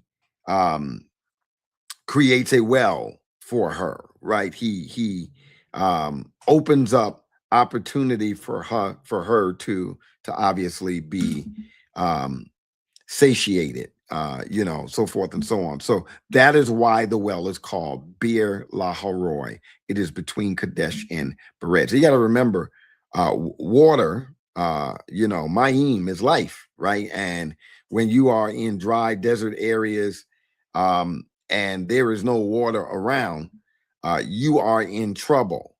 And so when God is providing water, that is major, right? And so, he brings her to this place where there is looking out for her. Even though he's sending her away or Abraham sent her away from his family as God has instructed, God is still merciful and kind and gracious and loving and still provides for her. And so she acknowledges this by saying, Lord, you see me. You see me. And how does she know? Well, he's made a way for her to have her life sustained in a dry and arid place where she could have easily, her and her son could have easily perished. Right. So we've got to see it again in those ways, is all we're saying. Right. So yeah. Can I add to that, T? Oh yeah. So currently in Exodus, we hear as Moses is having conversation with God. God says to Moses, I have heard the cry of my people. This is not just saying that God has actually heard just in his hearing. Right. This is a motion for God to act and to make moves to change the situation that Israel is currently going through. Likewise with Hagar. Hagar says that you are the God that sees me, because God acts not only to save her and her child, but also grant her a blessing in that her son will also have these the opportunity, not only that he's sent out, but he's sent out not with nothing, but he's also blessed. Right. So it's not God just seeing as in being able to be visual to see, but he's seeing and acting on her behalf. And again, it's getting behind understanding some of the language that they use. For example, God was long-nosed or short-nosed, talking about being angry or being patient. I mean, we ain't talking about God having anatomy. We're talking about, how men would interpret somebody's anger and describing that or ascribing that to God. So we just have to understand in anthropomorphic terms. Yeah. Exactly my point. Yeah. That's good. That's good. Any other place we want to visit before we start landing the plane? Any other chapter, any other text? Well, I wanted to just embellish this whole name thing again. Let's ride on that. Yeah. Because that's good. In particular, and I thought, Jay, you were going to go to this in Exodus chapter 6, where God says to Moses in verse 2, where he says, God spoke to Moses and said to him, I am the Lord. I appeared to Abraham, to Isaac, and to Jacob as God Almighty. But by my name, the Lord, I did not make myself known to them. Well, hold on now. That's good, Rick. Yeah. Abraham knew he calls God Yahweh, because in the text, in the Hebrew, it's the covenant name, Yahweh. Yeah. So is this a contradiction? This is another place where the names we're focusing on what they functionally do, not just that did they know the name or the use of the name. It's about what the name is doing and what it's doing in context. Because obviously the fathers did know Yahweh. They knew that name. But when Moses is recording this in chapter 6 and differentiating between God Almighty and Yahweh himself, he is indicating that in the past, God was the promiser, but now God will be the performer. And so he's utilizing the difference there, saying, I revealed myself as God Almighty, but to you, I will reveal myself as the one who has kept the promises that were made to these fathers here. And so the difference is on the basis of promise and performance. So that's what, again, it's not about just the names themselves. Did they use the name? It's more about how did the name function in the life of the fathers. The name functioned as its promissory value. That's why he's always introduced as the God of Abraham, Isaac, and Jacob. Even in the text right there, when you see that mentioned, that is a hearkening back to the God who has kept his promise. And so when Moses is utilizing this, where he's talking about, and I will establish my covenant with them and give them the land of Canaan and the land of which they lived as sojourners, right? And verse 7, right, where I'll skip all the way down. I will take you to be my people, and I will be your God, and you shall know that I am the Lord your God. Again, what God does is he uses these events so that he can reveal who he is in time and space to the people. And so this is just another place wherein if you just get caught up, okay, let me say the name exactly, then that's the key. That's the key point from the text that I need to take away. You're missing it because the names are about how God has revealed himself in a functional sense to Israel and how I guess functions in the life of the covenant people, what it reveals about him. There's a reason why Hannah goes and uses this name, not in the sense that, well, if I say the name, it just invokes this magical, mystical power because I said the name, I enunciated. A lot of people will say that there's power in the name of Jesus, as in, if I just say Jesus, then if I say that, then my prayer is sealed. That right there is a sort of pagan transactional approach to God. You're using the name as in a sort of formulaic sense, wherein the name is revealed so that you can remember who you are to provide and to present and to give your petitions to. The reason why you're calling on God is because he is the only one who can provide, because he has revealed himself as the provider. And it's not as if you just use the name that then therefore you have the magic formula that gets you the answer that you desire. Again, that is transactional. That is rejected in the text. That is to engage in a relationship with God in a pagan way. You should not continue on in that frame as a believer. You shouldn't approach God like that, because that's not how he's desired to be approached. That's good. That's really good. Jay, you want to say something on that? No, I think all has already been said. I think it's just really important. If there's one thing I would say is we have a classic example in the sons of Sceva. They thought the formula to saying in the name of would help them. And the demons turned around and said to them, we know Paul, we know Jesus, but we don't know you. And if we think that the formula is the way that we get to God by just saying the name, no, it's what's behind the name, one, and number two, who authorized you? A good friend says, who taught you? But who authorized you to go? Who authorized you to do the things you're doing? And if that authorization is not from God, then none of that means anything. None of that means anything. And Rick said it earlier on. They said, Lord, Lord. But they had no, and that no there, as should be known for everyone, that no is not cerebral knowledge, but it's Right. a knowing of relationship and intimate love that God has or Jesus has for all those that he has called to himself.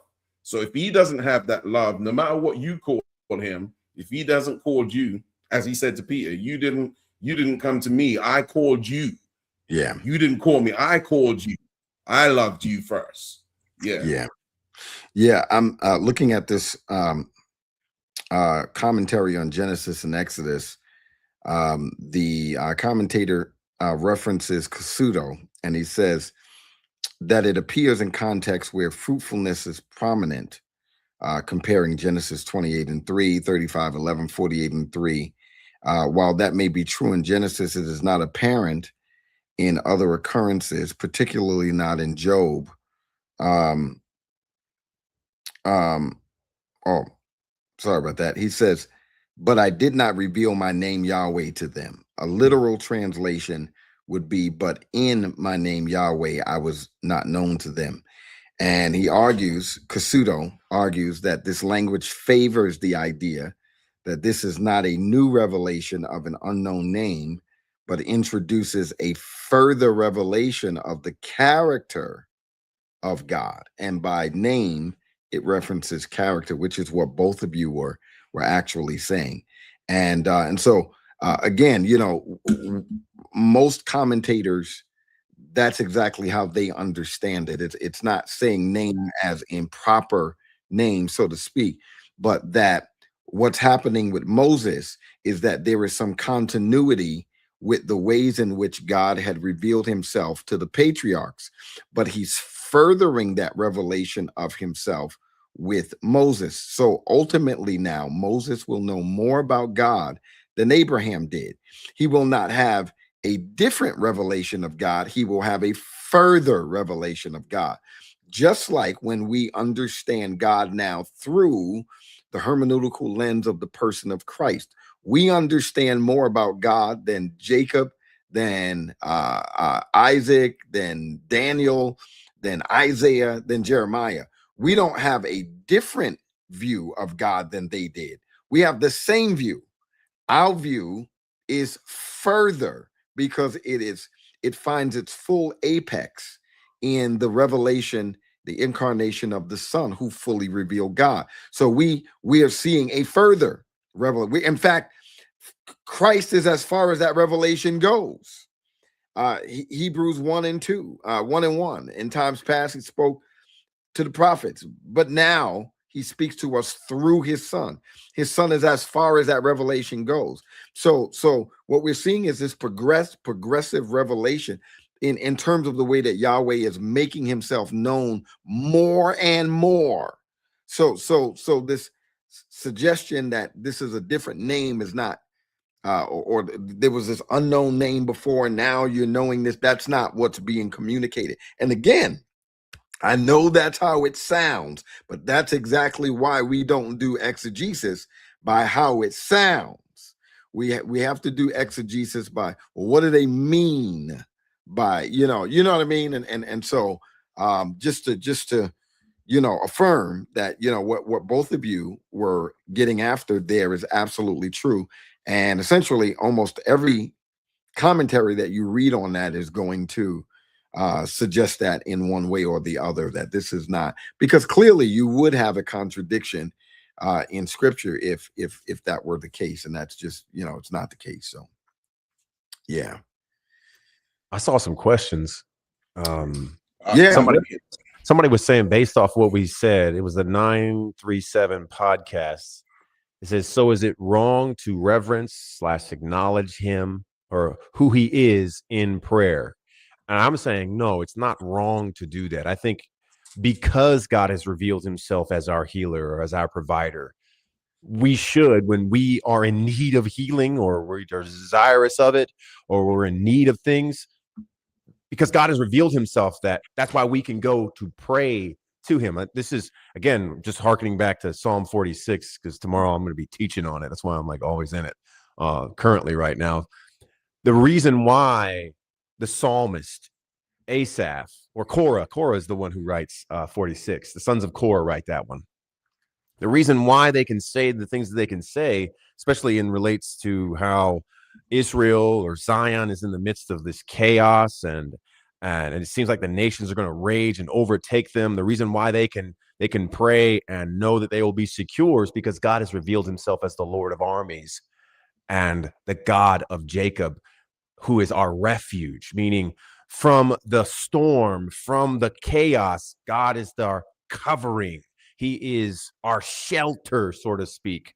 And so that's why they are calling to him. And so I think it's right to pray in that way. But the problem, I think what we're trying to distinguish for you is that it's not that you have to say the name in the prayer, because now you're entering in this formulaic thing. I have to say the name, therefore, or otherwise it won't be secure, or it won't be truly done, or it won't happen because I haven't said the name.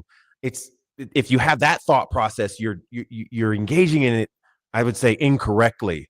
But if it's the thought process of saying, well, because God has revealed this about himself, I can now bring this petition to him, I think it's right. I think that's what God desires. He wants us to know. That's why in when I read in Exodus 6, the fact that God is now about to act is so that Israel will know that he is their Lord, their God. That's why he's acting, so they will know something about him, not so they can just recite the name and therefore it will corroborate their prayer. That's the difference. Exactly. Good stuff. So we'll you can ask a question in the chat, or you can even come up. So we'll allow anybody who and you don't have to be brave just because we're not going to jump on you, but if you've got a question, or let's say you even want to kind of go back and forth a little bit with us, push back a little bit, and you feel like you've got some real legitimate basis for doing it, come on up and talk with us, right? We'll treat you with respect and kindly. And so come on up. That's the link. Come on up and ask your question, or if you have a respectful pushback against something, come on up and rap with us. And so we'll give you just about a minute or so to see if we see somebody pop up. But if you have a question, again, and you want to just ask it in the chat, ask your question. Make sure you put question in front of it so that we could spot it out pretty quickly. And but there you go. Come on up, come rap with us, and ask a question about Genesis. Anything that you want to know, anything that's been troubling you, or you're wanting some clarity on. It could even be on something that we dealt with, a couple of weeks ago. Maybe you weren't on when we talked about it, but there you go. There you go. There you go. Anybody?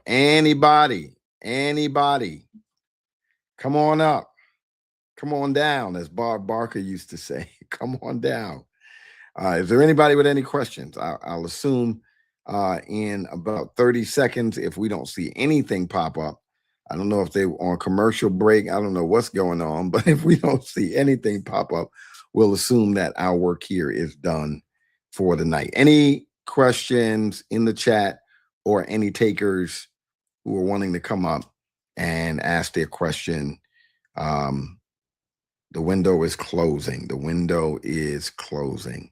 So while we're waiting on that to see if anybody, anything pops up, any wrap up words, anything that you guys want to just throw out there that add to the conversation, or even if it's takes us in a new direction, anything that you want to kind of land on, anything that you really want to get out and really stress before we start landing. Yeah, I'll just go to one of the texts that Rick quoted back in Exodus 3 with the encounter with Moses. Verse 15 of verse 3 says, God also said to Moses, say this to the Israelites, the Lord, or the Yahweh, the God of your ancestors, the God of Abraham, the God, this is what Rick was talking about, the God of Isaac, the God of Jacob has sent me to you. Now here it is. This is my name forever. This is how I am to be remembered in every generation. So we have here God telling you who he is. He's already said, I am. I'm Yahweh. All of the things is about what he will do. Just wanted to just kind of nail the coffin with that text to affirm the things that we've been saying about his name. Yeah. I think that, man, that's really good. That's really good, bro. In that same, what is that? Chapter 3 that you were in chapter 3. I see That's something here. 3:15, yeah. 3:15. If you go back up to verse 2, where the Malach of Yahweh, the angel or messenger of the Lord, appeared to him in a flame of fire within a bush. And Moses looked, he saw the bush was on fire, but was not consumed. So Moses thought, I must go over and look at this remarkable sight. Why isn't the bush burning up? When the Lord saw that he had gone over to look, God called out to him from the bush. There's Rick's Moses. And here's the thing that I want to point out. Here I am, he answered. Do not come closer, he said. Remove the sandals from your feet, for the place where you are standing is holy ground. I want to make a point here that I think is really important. So some of this culture that we're reading about, it doesn't dramatically change over time. For instance, if you were even to go into let's say Iran, in certain parts of Iran, Iran's a big country. You go to certain parts of Iran and you'll see Bedouin folk there, and the culture is not very different from what it was like when Abraham was there. You know what I mean? Like it's not drastically changed. So a lot of these cultural conventions, we'll bring Brother George up, but a lot of these cultural conventions they stick around for a long time. And one of them is that one of the ways to show reverence and respect for people who were considered greater was to bow down. That was another, was shakah. That was a way of showing reverence or respect for them. It's often translated worship. That's fine. That's what you did for people who were greater. Another way of doing it in terms of showing submission was to remove your shoes. It suggested that this person was greater than you and you were submitting to them. This is culturally why John the Baptist makes the statement that he makes when Jesus is like, I need you to baptize me. And John is like, I'm not even worthy to remove your shoes. He's saying, you shouldn't be submitting to me. I should be submitting to you, is what he's saying. And this grows out of a long-held cultural type convention. And you could see remnants of that still around in the Second Temple period. And so sometimes aspects of culture hang on for a really, really, really long time. And you can see carryovers of long-held culture, thousands of years later, even, right? And there are aspects of that, for instance, still sticking around in some Bedouin cultures. For instance, if you go and you grab hold of the tent peg of the chieftain, he has the right to forgive and even bring you into his tent and cover you. And you see that kind of culture going on in the Old Testament, in the ancient Near East. And you still have Bedouin cultures today that are practicing these kinds of behaviors even till this day. So I thought that was interesting there in the text, this notion of submitting.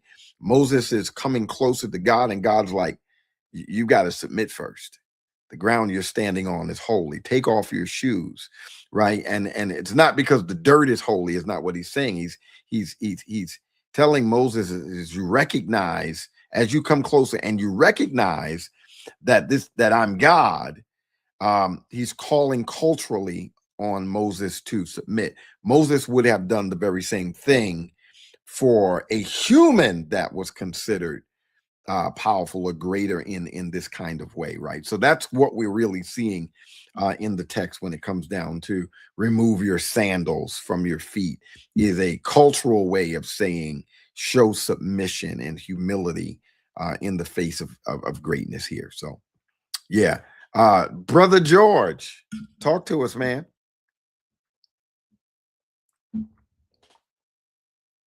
Brother George, I think your mic is still muted. There you go. Can you guys hear me? We can hear you now. Hey, God bless you, brothers. It's an honor and a privilege to be on your panel. My question is going back to the Tower of Babel, right? Mm-hmm. When God configured the languages, right? That, from based off the text, it's because of their rebellion and their sin, right? And because God is an all-knowing God, whether we obey his word or not, he has an answer for everything that we do. So even though, his plan was supposed to go one way, but the people did something different, he still had an answer for it. So and it's like it all his will still came to fruition because he is that all-knowing God. So that's the point I was just wanted to make, is that, like, absolutely, because sometimes people try to discredit God because things may not look like how it should have went, but because he's still all-knowing. I think sometimes we forget that he's still all-knowing. He knew it was gonna happen. It's like being all-knowing, right? He knows everything, whether it's good or bad, and he already has an answer for it. So with that, it's like, it may not look like how you think it should go, but God still has an answer for it down the road. Okay, it went the way it should have went. He still have an answer for that going down that road. So that's my take on it. And if you guys want to expound on that, that's good. I think one of the things that we were talking about when we were in chapter 11 is that even though we know Yahweh brings about judgment on those who are in rebellion, and ultimately out of that they get confused and they start gathering around those whose languages they understood, and then ultimately that starts leading towards people groups and nations and this, that, or the other. Where we were landing on that is that even though Yahweh uses confusion and sin and judgment to ultimately bring about his plan, the reason we said, well, that was his plan, we're leading with that. And the reason we're leading with that is because otherwise we'd have to end up concluding that sin is driving the narrative rather than God. Right. And so what ultimately ends up happening is what God wanted to happen. He just accomplishes it even through their rebellion. But sin is not driving the narrative. God is sovereignly driving the narrative. Right. And so so that really speaks to what you were just talking about. It really starts with God and it ends with God. God is bookending the narrative. What ultimately ends up happening is because he's sovereign. And so even though he brings about judgment, he still accomplishes what he intended. So God's on both ends of it. Right. And so I agree with what you're saying there, man. Good stuff. I think another way to help understand this is what Joseph says about what his brothers meant and what God meant it for. There you go. right there. I think that captures that idea right there. Good stuff, Rick. Excellent. Good. Michael King. All right. Yes, indeed. Good to see you, brother. Hey, how y'all guys doing? Can you hear me? Doing good. Good. Just want to say again, congratulations to you, man. Thank you. On the doctorate. God bless you on that. I have a question. Just wanted to ask, and I think it was mentioned a little bit earlier in Genesis chapter 17, where Abraham is asking God if Ishmael to be the one. And so my question is, when Abraham What had chapter? What chapter is relations, that? chapter 17, verse, I believe it's verse 18, somewhere around there. Okay. So my question is, when Abraham and and Hagar have Ishmael, and then that time in between, before God reveals that he was going to have a child with Sarah. Um, why would God allow that span of time for Abraham to have Ishmael and believe that Ishmael was the one, and not like when it initially happened, God would have intervened and said, you messed up or anything like that. So I'm just wondering, like, why that allowance of time for Abraham to be raising Ishmael to assume that he would be the one that God said that the promise would be.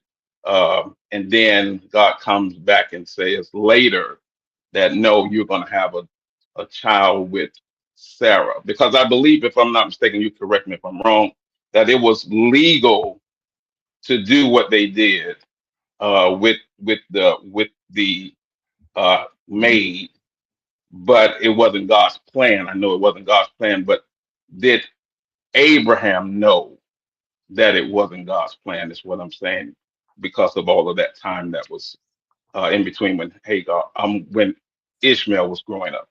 So let me ask you this: if you can summarize that question, like in just a synopsis, because I think I'm understanding you, but I'm not sure. Like, Okay. narrow your question down as best as possible. Gotcha. Yeah.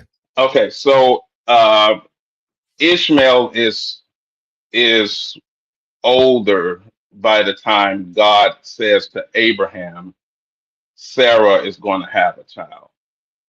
So my question is, uh, why do you think it was that length of time before God revealed to Abraham that it would be the child would come through Sarah?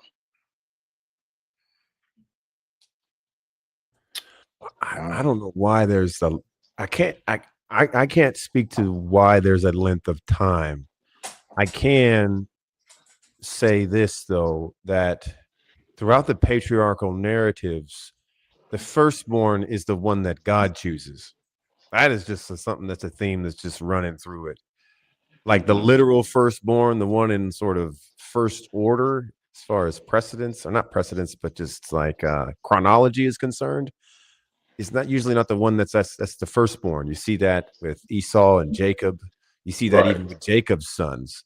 I think Joseph is not the technical firstborn, but he is treated as such. I mean, he's presented as that. That's what Jacob is intending to treat him as when he presents him as with the coat of many colors. And of course, God corroborates that, because Joseph does end up being and functioning in that regard of saving his family, functioning as that firstborn who has that responsibility to continue the family on. I think what's happening here in this text, like you said, and I like how you mentioned that this is legal. The surrogate sort of pregnancy is a legal thing. A woman could use her handmaid, and then the baby that is had through that copulation is treated as her child. And so I think this is Abraham trying to express faith. He's saying, look, God says we're going to have a kid, so let's make it active. Let's bring it forth. And so I don't think Abraham even knows until he calls on the Lord and says, oh, that Ishmael may stand before you, meaning may he be the firstborn. And God gives his answer. I think he learns right then and there that Abraham, your son will, and the line will come through Sarah, through her womb, not through a surrogate womb, but through her womb. And so I think he's learning right then and there. But as to why the length of time passes, I don't know. I don't think that Moses is interested in telling us why the length of time passes, other than to demonstrate that God can make the womb that's barren fruitful.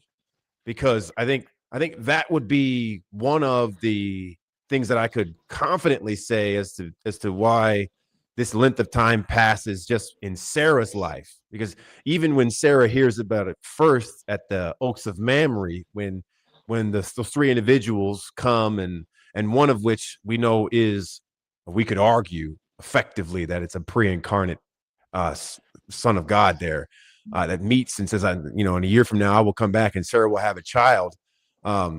She laughs. She's like, I'm too old to have a kid, right? I think that the length of time and God waiting is just demonstrating that, look, I can bring fruitfulness out of what looks dead and barren. And I think that's another theme, especially with the matriarchs that you see in the book of Genesis. God speaks into the Itzabon. Now, this is harkening back to Genesis 3, the difficulty that will be had in the conception, the pregnancy, the childbearing, all of that will be mitigated in and through this covenant that God has made with Abraham. And that's why I think Sarah is barren, but from her barren womb comes forth some fruitfulness. And so I think that's also at play, but specifically why God waits this length of time between the birthing of Ishmael, him growing up, and him getting to a point where Abraham could ask God, hey, let him stand before you, let him be the firstborn, let the line go through him. And then Isaac coming, I don't know why God waits that length of time, brother. So let me throw this out. So I and I'm glad you're bringing this up, Michael, because so when does Abraham get the idea that he's even going to have an offspring? I think in some senses we were reading the chronology backwards, right? Like, when does he get the idea? Because oftentimes we'll say, oh yeah, he went to Hagar because he just wasn't really trusting God. And what I'm saying is, obviously Yahweh does say to Moses in 12 that through your offspring, your seed, all nations of the earth are going to be blessed.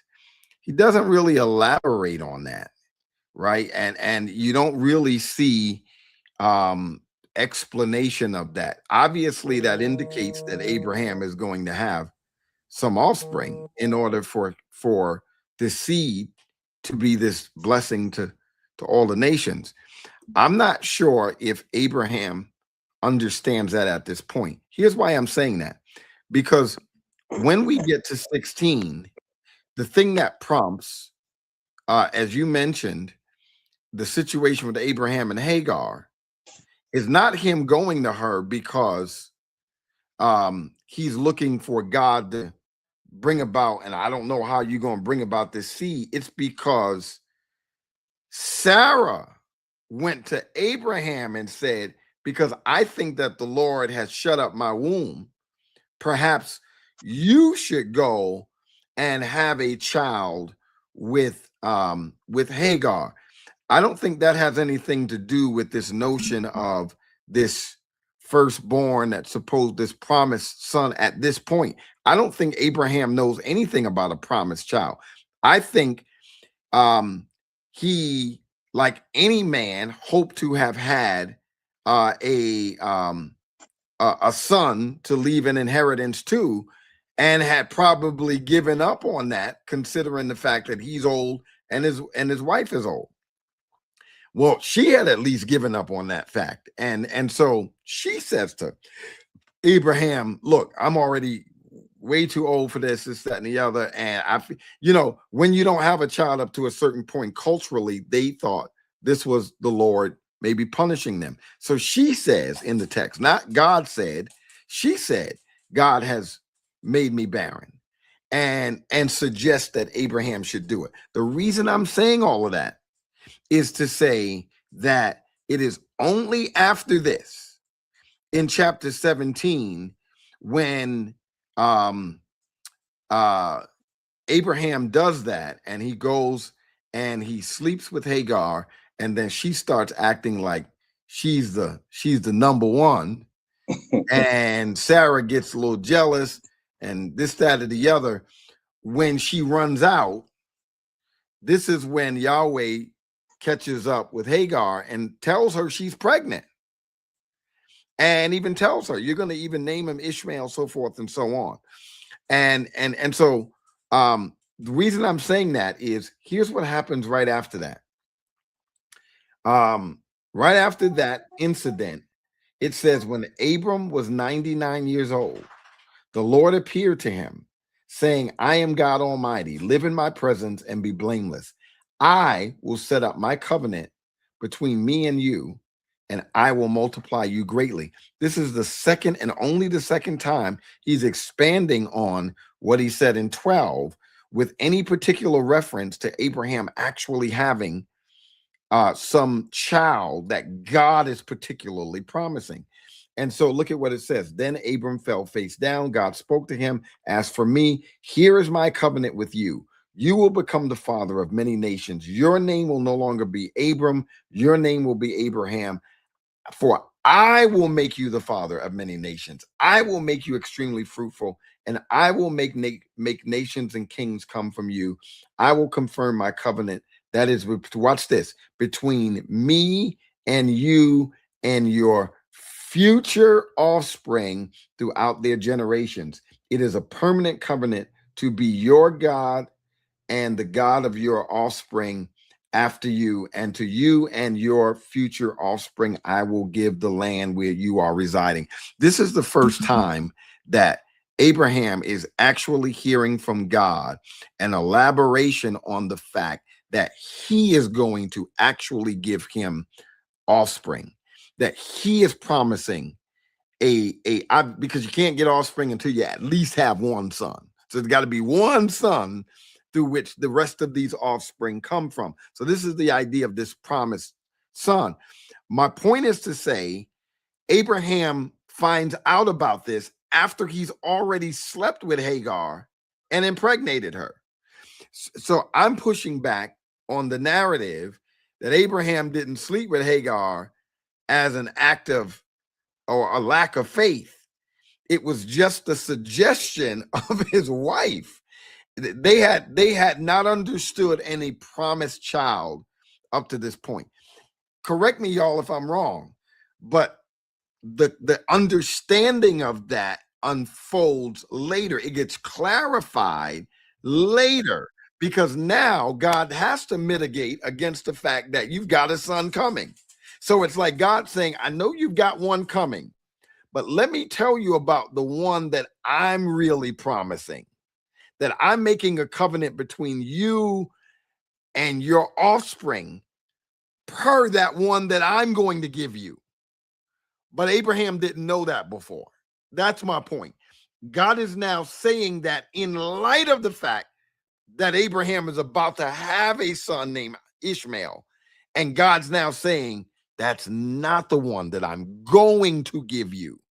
But so Abraham did not act in some hasty way to say, let me help God out, right? Because he doesn't know about some promised son until God clarifies his original covenant from 12. If I'm on bad ground, y'all, come talk to me. Help me out with that. I think chapter 15 kind of muddies that up, though, because in 15 it says, after these things the word of the Lord came to Abram in a vision. Fear not, Abram, I am your shield. Your reward shall be very great. But Abraham said, O Lord God, what will you give me? For I continue childless. Mm-hmm. The heir of my house is Eleazar of Damascus. And Abram said, behold, you have given me no offspring, and a member of my household will be my heir. And behold, the word of the Lord came to him. This man shall not be your heir. Your very own son shall be your heir. Okay. and he brought him outside and said, look. And then of course we know what he tells. He shows them the stars and the Right. sands, and he says, this is how your descendants will be. And so I think that phrasing there does indicate that God will give him a son, and because he's asking, how am I going to know? I mean, you've promised me in 12 that I will have this great name. And I think even there, having a great name in the ancient Near Eastern world is a part of that would be having a great number of children. That would be thought of as a great inheritance. A man that has a great number of children is thought of a wealthy man. And so I just think that I do agree with you that their action between Sarah, Abram, and Hagar is not a lack of faith, because we know that the writer of Romans, Paul, will say that Abraham did not lack in faith. Right. He didn't. And so I think that he was just not trying to help God out, but saying, okay, this might be the way in which God wants to enact this promise that he has given me, and has expounded upon the promise in chapter 15. So therefore, let's go forward and do it that way. But none of that is him exhibiting a lack of faith. I don't think that's what's happening at all. But I would say that it does muddy the waters of saying that Abram doesn't know that God has promised him a son, or a promised son is in the works, because of what is said in chapter 15. Gotcha. Yeah, I can see that too. The only thing that I'll push back just a little bit on it. What I mean by that in this sense is, when I say a promised son, I mean one who is particularly carrying the covenant. Right? What's happening here is God is simply telling Abraham that he's going to have an heir, which any man would have wanted, a child that he could leave an inheritance to. There's no, when we start talking about covenant, that is God's particular covenant with Abraham, that would have to be one that a particular one that God promises. And I think, I don't think you're wrong, but I think what's happening in 15 is God is saying you will have an heir. It won't be any of Eleazar's sons, because since Eleazar and his sons were property of Abraham, Abraham was thinking, well, I'll just leave my inheritance to one of them. And God's like, no, you'll have your own heir. That's not a covenant revelation at that point. That's just saying, no, you'll actually have your own physical heir. And mind you, Abraham was never the problem in the equation of whether or not he could have kids. Sarah was, right? Because Abraham, even after Sarah died, still had more kids, right? So he was never the wild card in the situation of whether or not he could actually have kids. So I think the way that he was acting with Hagar, per his wife's suggestion, would have been common, considering the fact that, I mean, Abraham doesn't know at this point that God's going to do something with Sarah. So if he's going to have an heir in any sense coming out of his house, and it's not any of the slaves, well, it's going to be with one of it. I mean, that's the only way it could be, right? Is that it's not with Sarah. And so I think he's acting in natural conventions in the way that they would have. Well, yeah, if you have any child, any of your children, well, that first one is going to be the heir. I'm only really referring to more specifically the promised seed from a covenant standpoint. Whereas at 15, we're not at really covenant, we're at heir, right? It's in 17 where God clarifies that, no, what I mean is you're not just going to have an heir. The heir is going to be is the one that I'm going to continue my covenant with. And notice what he says. And then his future offspring and those after him. I think that's a different conversation. That's all I'm saying is that there is some sense in which Abraham knows he's going to have. And I did give credence to that from 12. So God did tell him that through your seed, all nations of the earth is going to be blessed. So I think Abraham knows he's going to have a child at some point. But this notion of a promised son is not something that gets clarified until 17, when God's like, listen, the heir that I'm talking about is going to be one through which I am going to establish my covenant with after you. And then I'm going to establish my covenant with his sons and then his sons after him. And at that point, it's more than just about an heir in Abraham's house. It's about a covenant line. And that's where you start really understanding the distinction between who God has chosen and who God has not chosen, and why. This is why Ishmael is not chosen, because he's not in the covenant line that God has already God has already chosen. So that's kind of where I'm going with it. But I do agree with you. There is some indication, at least knowing ahead of time, that God has promised that he is going to have an heir. So I do think that that is correct. But, just going back a little bit with that, why is Abraham praying or petitioning God and saying, oh, that Ishmael may stand before you? The stand before you is covenant language, right? So he's thinking that the covenant, you could, I see what you're saying here. And I think where does he say that? Isn't that in 17? In 17, yeah. Right. So, and this is right after, in verse 15, we'll start there. And God said to Abraham, as for Sarah, your wife, you shall not call her name Sarai, but Sarah shall be her name. I will bless her, and moreover, I will give you a son by her, and I will bless her, and she shall become nations. Kings of people shall come from her. Then Abraham fell on his face and laughed and said to himself, shall a child be born to a man who is 100 years old? Shall Sarah, who is 90 years old, bear a child? And Abraham said to God, oh, that Ishmael might live before you. Right. I said, no, but Sarah, your wife, like you said, Sarah, your wife will do that. Right. But notice that comes after God says something specific in verse 7. I will confirm my covenant that is between me and you and your future offspring.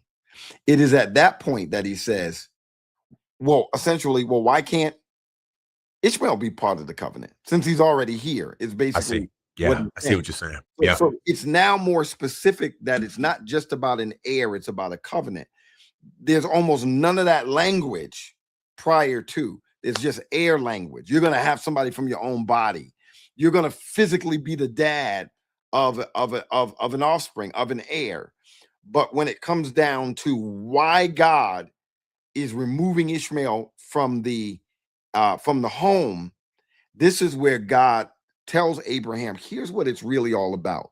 It's not just about you having a physical offspring. If that were the case, Ishmael could suffice. It's about the covenant that I'm making between you and a particular line, and Ishmael's not that. That's something that ultimately gets revealed after the fact. See what I mean? And that is when. And then once he hears the covenant piece, that's when he starts making the attempt to bargain with God. Is like, why not Ishmael?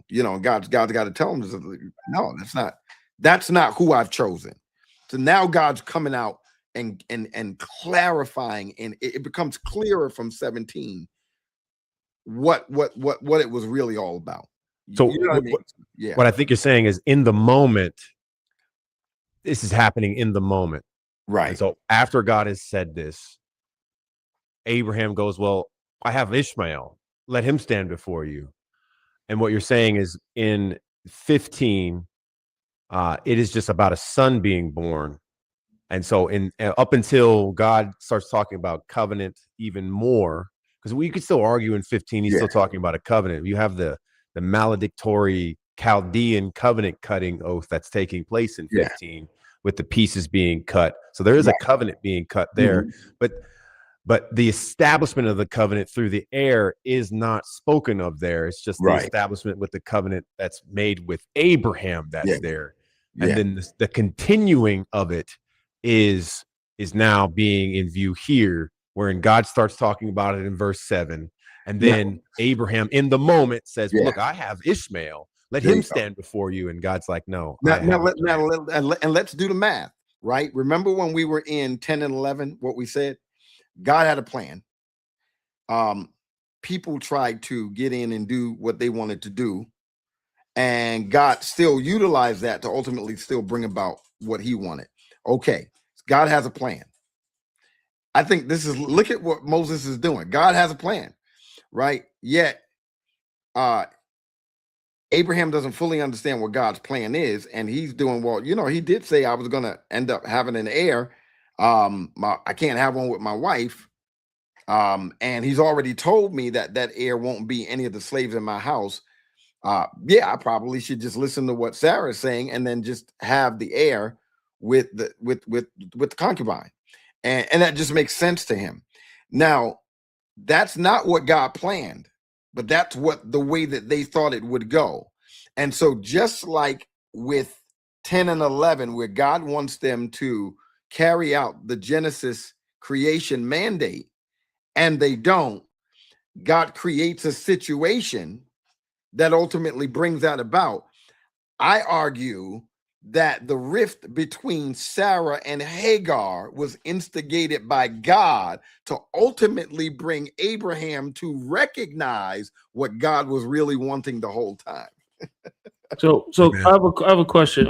Because in 18 it talks about how God came to Abraham, and it's talking about how his wife going to get pregnant, and she heard this, she laughed, and different things like that. So when does that play a part? Is that after everything, or is it like before? Because we know like the Bible's not in chronological order. So how does that work? Yeah, no, this is chronologically after the events that we are reading. Yeah, there is some chronology in some of these narratives, but for instance, 11 takes place before 10.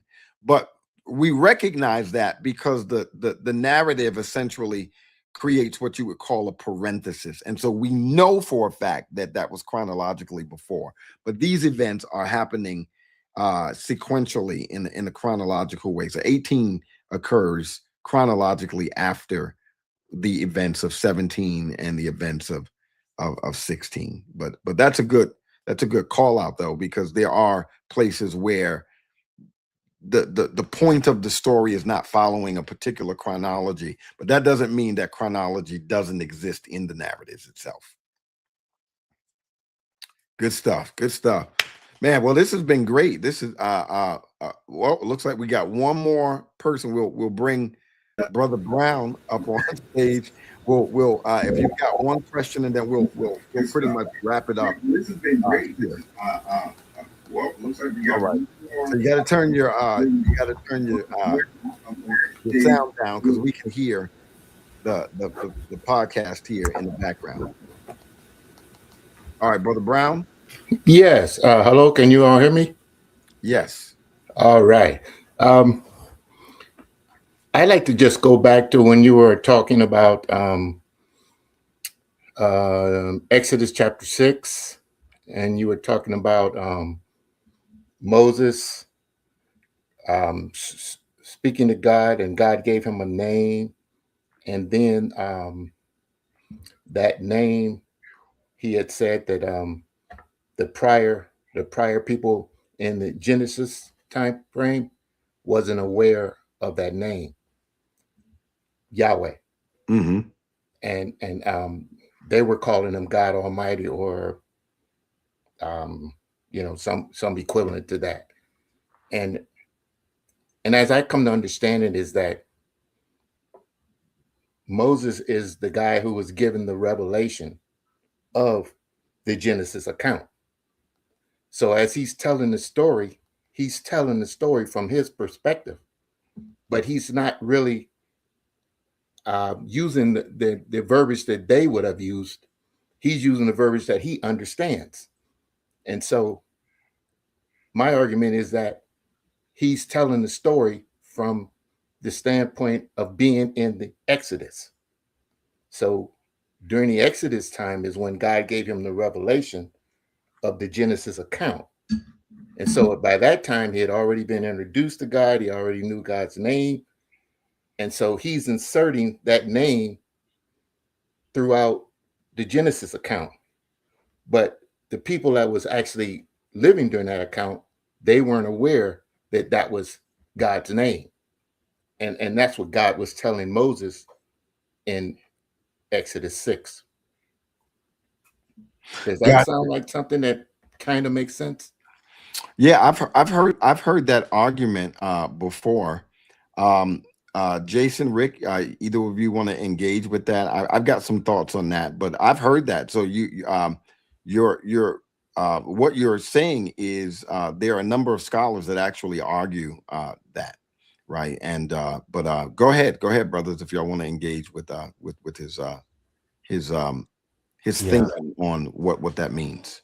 I think that though that is presented as a viable option, I still think it doesn't deal with the reality of it being a contradiction in the text.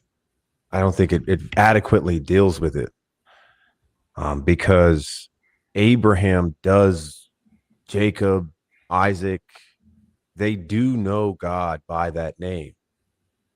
I mean, the text uses it. Even though Moses is the author of this, but he records the events as if they know God as that name. And he's not just retroactively putting it there, it's actually revealed as that. And I think that the instance of him saying that by to the fathers, I revealed myself as God Almighty, but to you, I'm going to reveal myself as Yahweh, the Lord. Again, it's on the basis of the difference between promise and performance, wherein prior to, even though the name Yahweh is known running through, but they knew Yahweh as the promiser. Moses and the children of Israel will know Yahweh as the performer of the promise that was given. And that's the real difference. And so when it's read through that way, it completely eliminates this idea of a contradiction, because the point of why Moses is saying, or God is saying this to Moses, is now, again, when you go down to verse 7, I believe, where it says, I will take you to be my people, and I will be your God, and you shall know that I am the Lord your God, who has brought you out from under the burden of the Egyptians. Mm-hmm. Right. And so they will know that. And now this is no longer a promise. It's no longer a promise where it will, it's going to, or it might happen, or it will happen in the future. This is now going to happen. And I will now perform it in and through this relationship that I have with you. You will mediate, or to be the mediator of these promises. You will be the vehicle that I have now employed for these purposes. And I think that's what's really going on there. Even though I know that those are views that a lot of Old Testament scholars hold, I just don't think it adequately deals with the contradiction problem. Because if it's just read sort of wooden literally, there is a contradiction, because again, in the text prior to this, the name is revealed. Yeah. The name Yahweh is used. It's like literally written in the text. Yeah. I agree with what you're saying, Rick, and to confirm that in the text, and even what, again, the Casuto was saying there. He had mentioned, where's Casuto's statement? Casuto mentioned that the language favors the idea that this is not a new revelation of an unknown name, but introduces a further revelation of the character of God. I think verse 4 helps us to see that a little clearer. 4 and 5, it says, I also established my covenant with them to give them the land of Canaan, the land they lived in as aliens. Furthermore, I have heard the groanings of the Israelites, whom the Egyptians are forcing to work as slaves. I have remembered my covenant. Therefore, tell the Israelites, I am the Lord. And I notice, I am the Lord. Tell them who I am. Watch this, though. Here's the furthering of the revelation. Not that the patriarchs didn't know the Lord. Here's another way that the Lord is going to be known that was not known by the patriarchs. Notice, I am the Lord, and I, Yahweh, will bring you out from the forced labor of the Egyptians and rescue you from slavery to them. I will redeem you with an outstretched arm and great acts of judgment. This is a way that Yahweh had not revealed himself prior to. He had not revealed himself as a deliverer, as a rescuer, because his people had not been in any kind of captivity before. I think this is the iteration of revelatory character that that Moses is talking about here in that verse. And does that make sense? Does that kind of help? Yeah, it does. But if we think about it for a second, we have to go back to the idea that Moses is telling the elders a story. We agree with that. Like a fireside chat, or if you will. And he's describing from the beginning how God has showed him how he created all things, the Adam and Eve story, the flood. So he's telling all of these stories. And as he's telling the stories, he's telling it from his perspective as being under the law. So he's showing them how God, even in the beginning, had the law in mind. And so as they are about to receive the 10 words, they could then understand that what they were asked to do was something that was set up before the foundation of the world. And as such, God was indoctrinating them in a way that they would be able to understand, even though they didn't have much education, that they would be able to understand who he is, what he was all about, and how he began to explore and extend on his understanding, that they would be able to understand, because they were primitive people. They had just come out of bondage. They didn't know that the Elohim of Abraham, Isaac, and Jacob was their Elohim. They didn't know that. Maybe a few of them did, but they had forgot about all of that. They had to be retaught all of these things. And Moses is telling them a story so that they could be brought up to speed. And as he introduces the name, which he did in the second chapter of Exodus, I mean, not Exodus, but Genesis, he introduced the name Yahweh, Lord God, Yahweh Elohim. He introduced that name, and then he began to expand on it. But it just came out of nowhere when he introduced that name. Well, they had no idea about that. Yeah, well, so I think what you're doing, though, is conflating a couple of things. So I hear you, but you have to impose the assumption that Moses is, again, writing retroactively. You're assuming that, and you're assuming that when we see first person voice in the text, as in patriarchal speakers saying Lord, that's Moses's voice really acting retroactively. That's an assumption that you are imposing on the text. I can't go with that, because I have to trust that the first person voice is actually their voice. And even though Moses is writing it as the narrator, he's also using their voice. Now, here's the thing. These people lived a long time before Moses. So how would Moses know about that if God didn't reveal it to him? So that's my point. Either but what I'm saying is God's revealing it to him truthfully. So when Moses writes that Abraham said, Lord, God is revealing truthfully to Moses that Abraham knew the Lord, because Abraham's own statement is referencing Yahweh.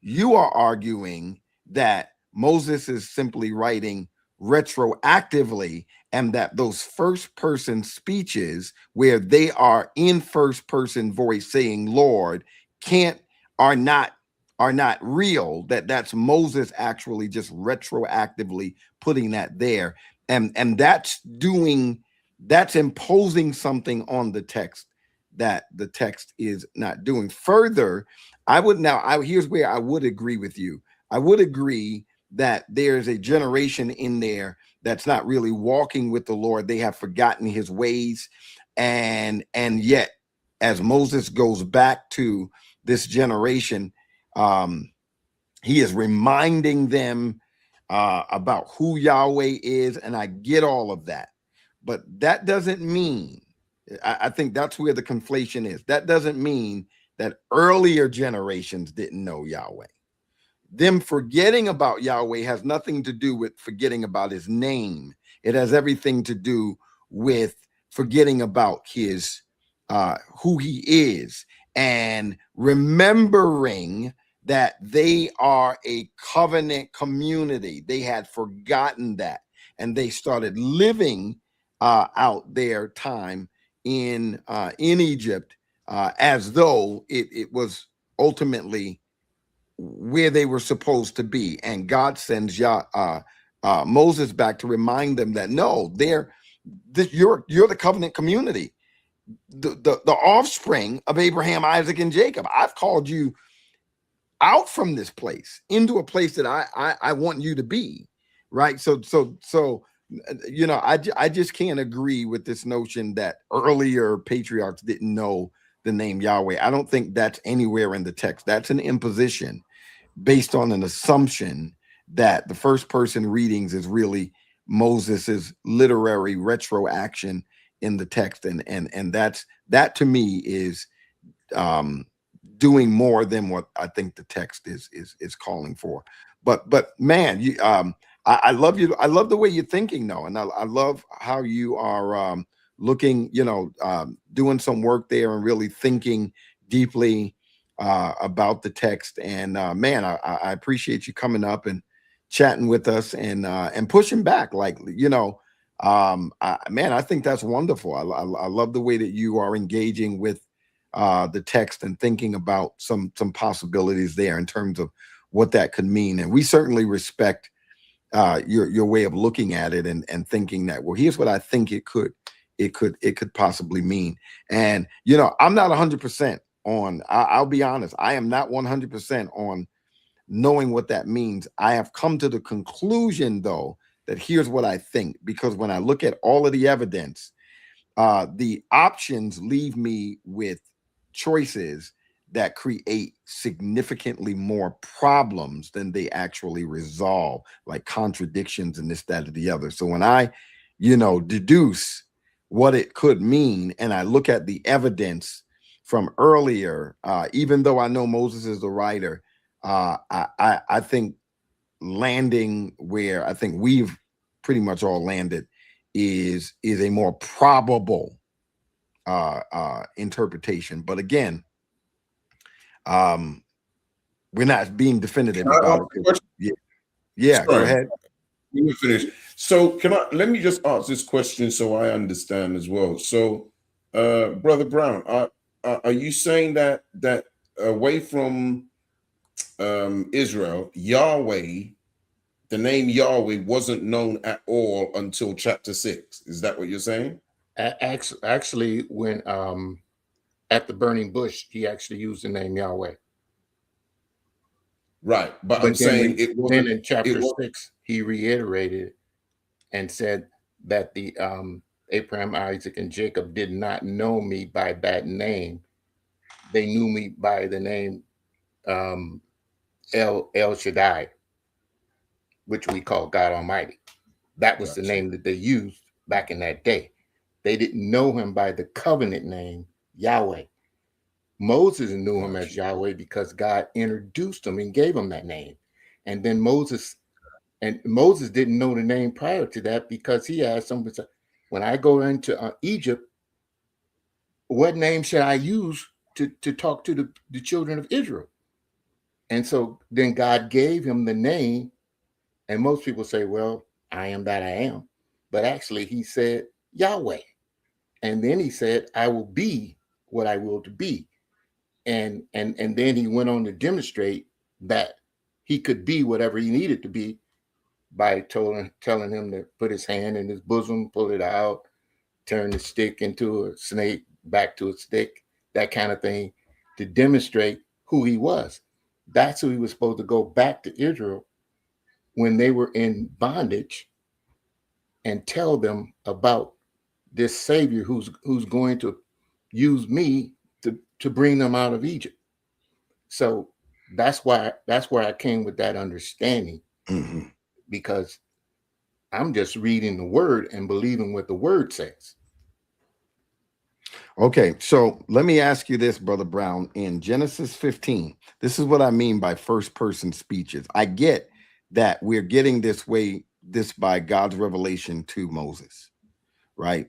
But again, you're seeing earlier they had never heard Yahweh until God says it to Moses in Exodus 6. There's a problem with that, though. And the retroactive Exodus 3. Exodus 3, yeah. But there's a big problem with that. And the retroactive interpretation doesn't account for what we are reading here. But Abraham said, Yahweh Elohim, what can you give me since I am childless and the heir of my house is Eleazar of Damascus? Right now. And Abram said, Yahweh, does the name Yahweh, let me ask you this. I'm going to see how honest you're going to be with the text. Does the name Yahweh come out of Abraham's mouth in this text? I believe it does. Okay, so then that can't be Moses retroactively writing it. It says Abram said. That's part of the mystery of understanding visions and dreams.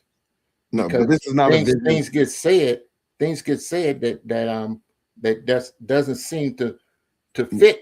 No, but yet at the same time. Yeah, but brother, now you are complicating the text in order to protect your interpretation. No, I'm sorry. And also, brother, you're not being consistent with your hermeneutic. You were saying that you read the text and you believe what it says just as you read it.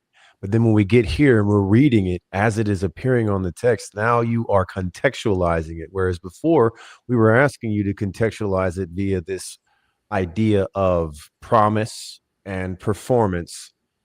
But we show you the text as it is written, literally, and you diverge from your hermeneutic in order to keep your conclusion afloat.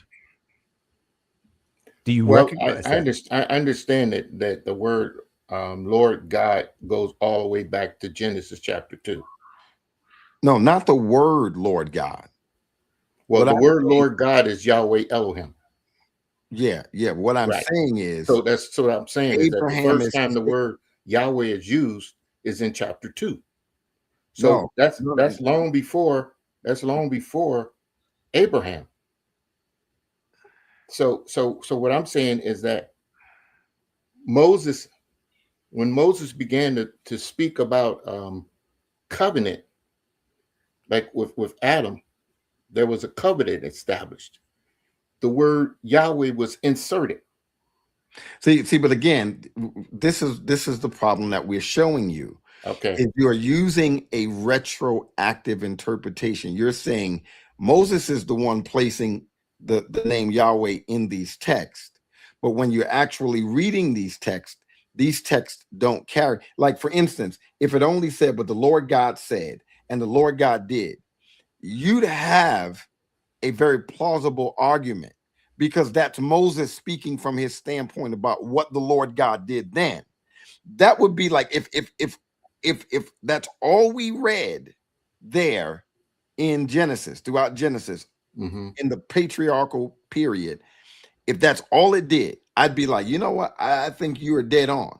But when you get to texts like this, and it says, notice and Abram believed the Lord, and he credited to him as righteousness. He also said to him, I am the Lord who brought you from Ur of the Chaldeans. God is literally speaking to Abram and using his name Yahweh. He's saying to him, I am. Mm-hmm. The Moses retroactive naming thing can't account for that, because this is a historical event that occurred between Yahweh and Abraham, wherein Yahweh says to Abraham, I am Yahweh who brought you out of Ur of the Chaldeans. And then he says to Yahweh, Yahweh Elohim, how can I know that I will possess that land?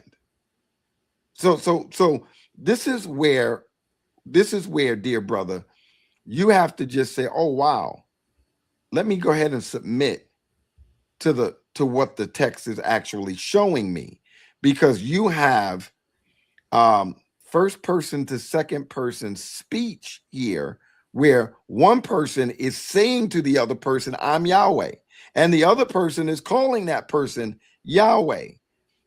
Moses retroactively putting the name Yahweh couldn't account for that, unless you do, and if you attempted to do that, you'd have to do damage to the veracity and the authenticity of these events. You'd have to say these events occurred, but Yahweh didn't really say he was Yahweh. He said something else. And that's not something the text tells us. The text says Yahweh said, I'm Yahweh. And you'd have to be saying, well, Yahweh didn't really say that because he hadn't revealed his name yet. And that would be disagreeing with what the text is telling us. I think there's another evidence to this as well. I'll come alongside that. Just that could demonstrate, and that is the name of Moses's mother. Do you remember it? Jochebed. It's a theophoric name. And it demonstrates, I mean, what that means is that people were utilizing the covenant name and making it into compound words so that they can name people these things. Jochebed means literally the glory of Yahweh. That's what the name means, because it's a compound between a shortened version of Yahweh and kabod, or the glory. And so Derek Kidner, this is what he argues in his commentary on Genesis, speaking about what's going on in Genesis or Exodus chapter 6 here, is saying that since it appears that the name of Moses's mother is a sort of theophoric compound name utilizing the covenant name, it indicates that the name was already known in the Semitic culture of the Hebrews. It's part of their naming convention already. So it's exactly. That's something I was not aware of. There we go. And then I would also ask Brother Brown because we discussed this a little earlier, the scene where God is calling Abraham and he reveals to Abraham that I want you to sacrifice your son. Do you remember what he named that place after God intervenes and provides the ram as a substitute for instead of Isaac? What did he name that place? I don't remember, but I remember you said it earlier. Yahweh Yireh. He named the place Yahweh Yireh. He says, right, he said Jehovah Yireh. Yeah, that's what you because said, there the Lord provided. Right. And so remember, that's a historical event that occurred before Exodus 3. So if he names this place, and this is an existing place, Mount Moriah is an existing place, and he called Mount Moriah. He named that one area. The Lord Yahweh provided right here as a historical event. He names the place after what Yahweh did. That tells you right there also that the name Yahweh was known because he names the place after what Yahweh did there. He doesn't simply name the place provision. He names it Yahweh provided. So that would mean that in Genesis 4, around the last verse, and it said, men began to call on the name of the Lord, that was when they began to call on the name Yahweh. Sounds like exactly like that's what that would mean. Okay, I got it. Good. I like that. That was so good. That was so good. Yeah, we love it when people walk themselves into the answer. Right. Praise the Lord. Man, Brother Brown, man, I really appreciate your spirit, bro. I tell you, 100%. Yeah, this is so good, man. I tell you, this is good. Thanks for coming up, man. And yeah, you're always welcome. You're always welcome. And man, we're gonna go ahead and wrap up because we definitely have been on for a while. And but listen, I really appreciate are we done in Genesis? Do we have anything more to do? Because we can always do another book of the Bible the same way, where we can unpack critical text and this, that, or the other, and we'll talk about it. I guess we'll meet. Since we're getting together on Saturday, it'll be a good time to rap about that and figure out which one we're going to do next. And yeah, this is a lot of the people like, man, this is good stuff. This is really, really good stuff. So yeah, we really appreciate you all hanging in there with us, sticking around and listening to biblical theological nerds nerd out. And so we're hoping that, of course, that's what you get a love for nerding out with the word as well.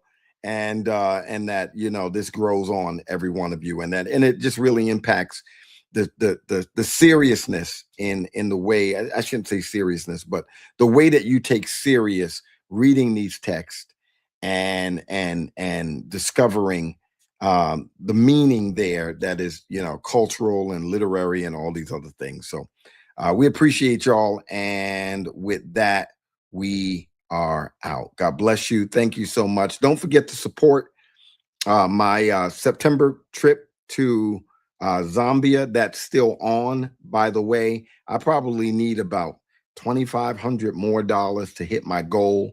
And so if you I've put up the screen.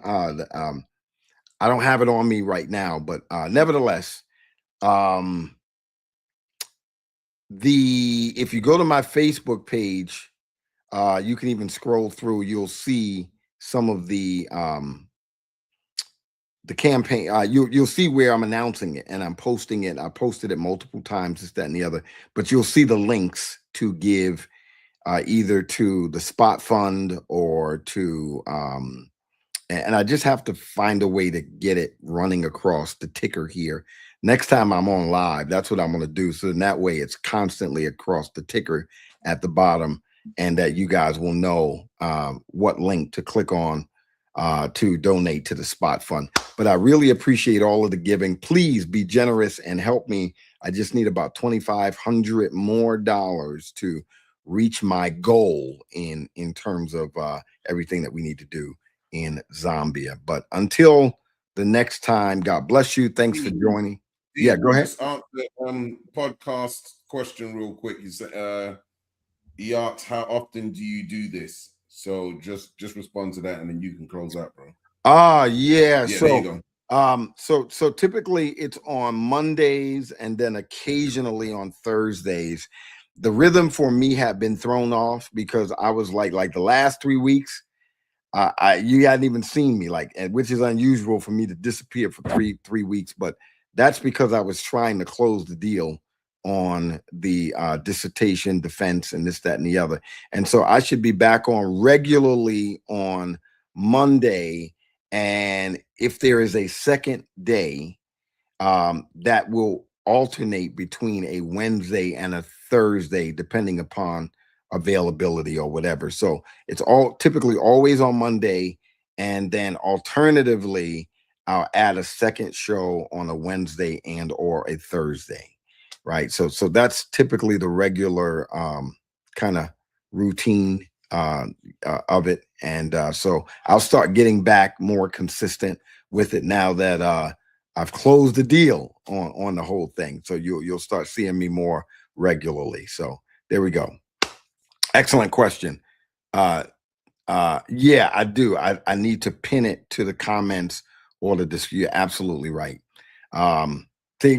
I appreciate it. Thanks for suggesting that, because that is something that I would be able to do. So we appreciate all of you. Thanks again, Mike King, for showing up, jumping on with us as well. And until the next time, God bless you.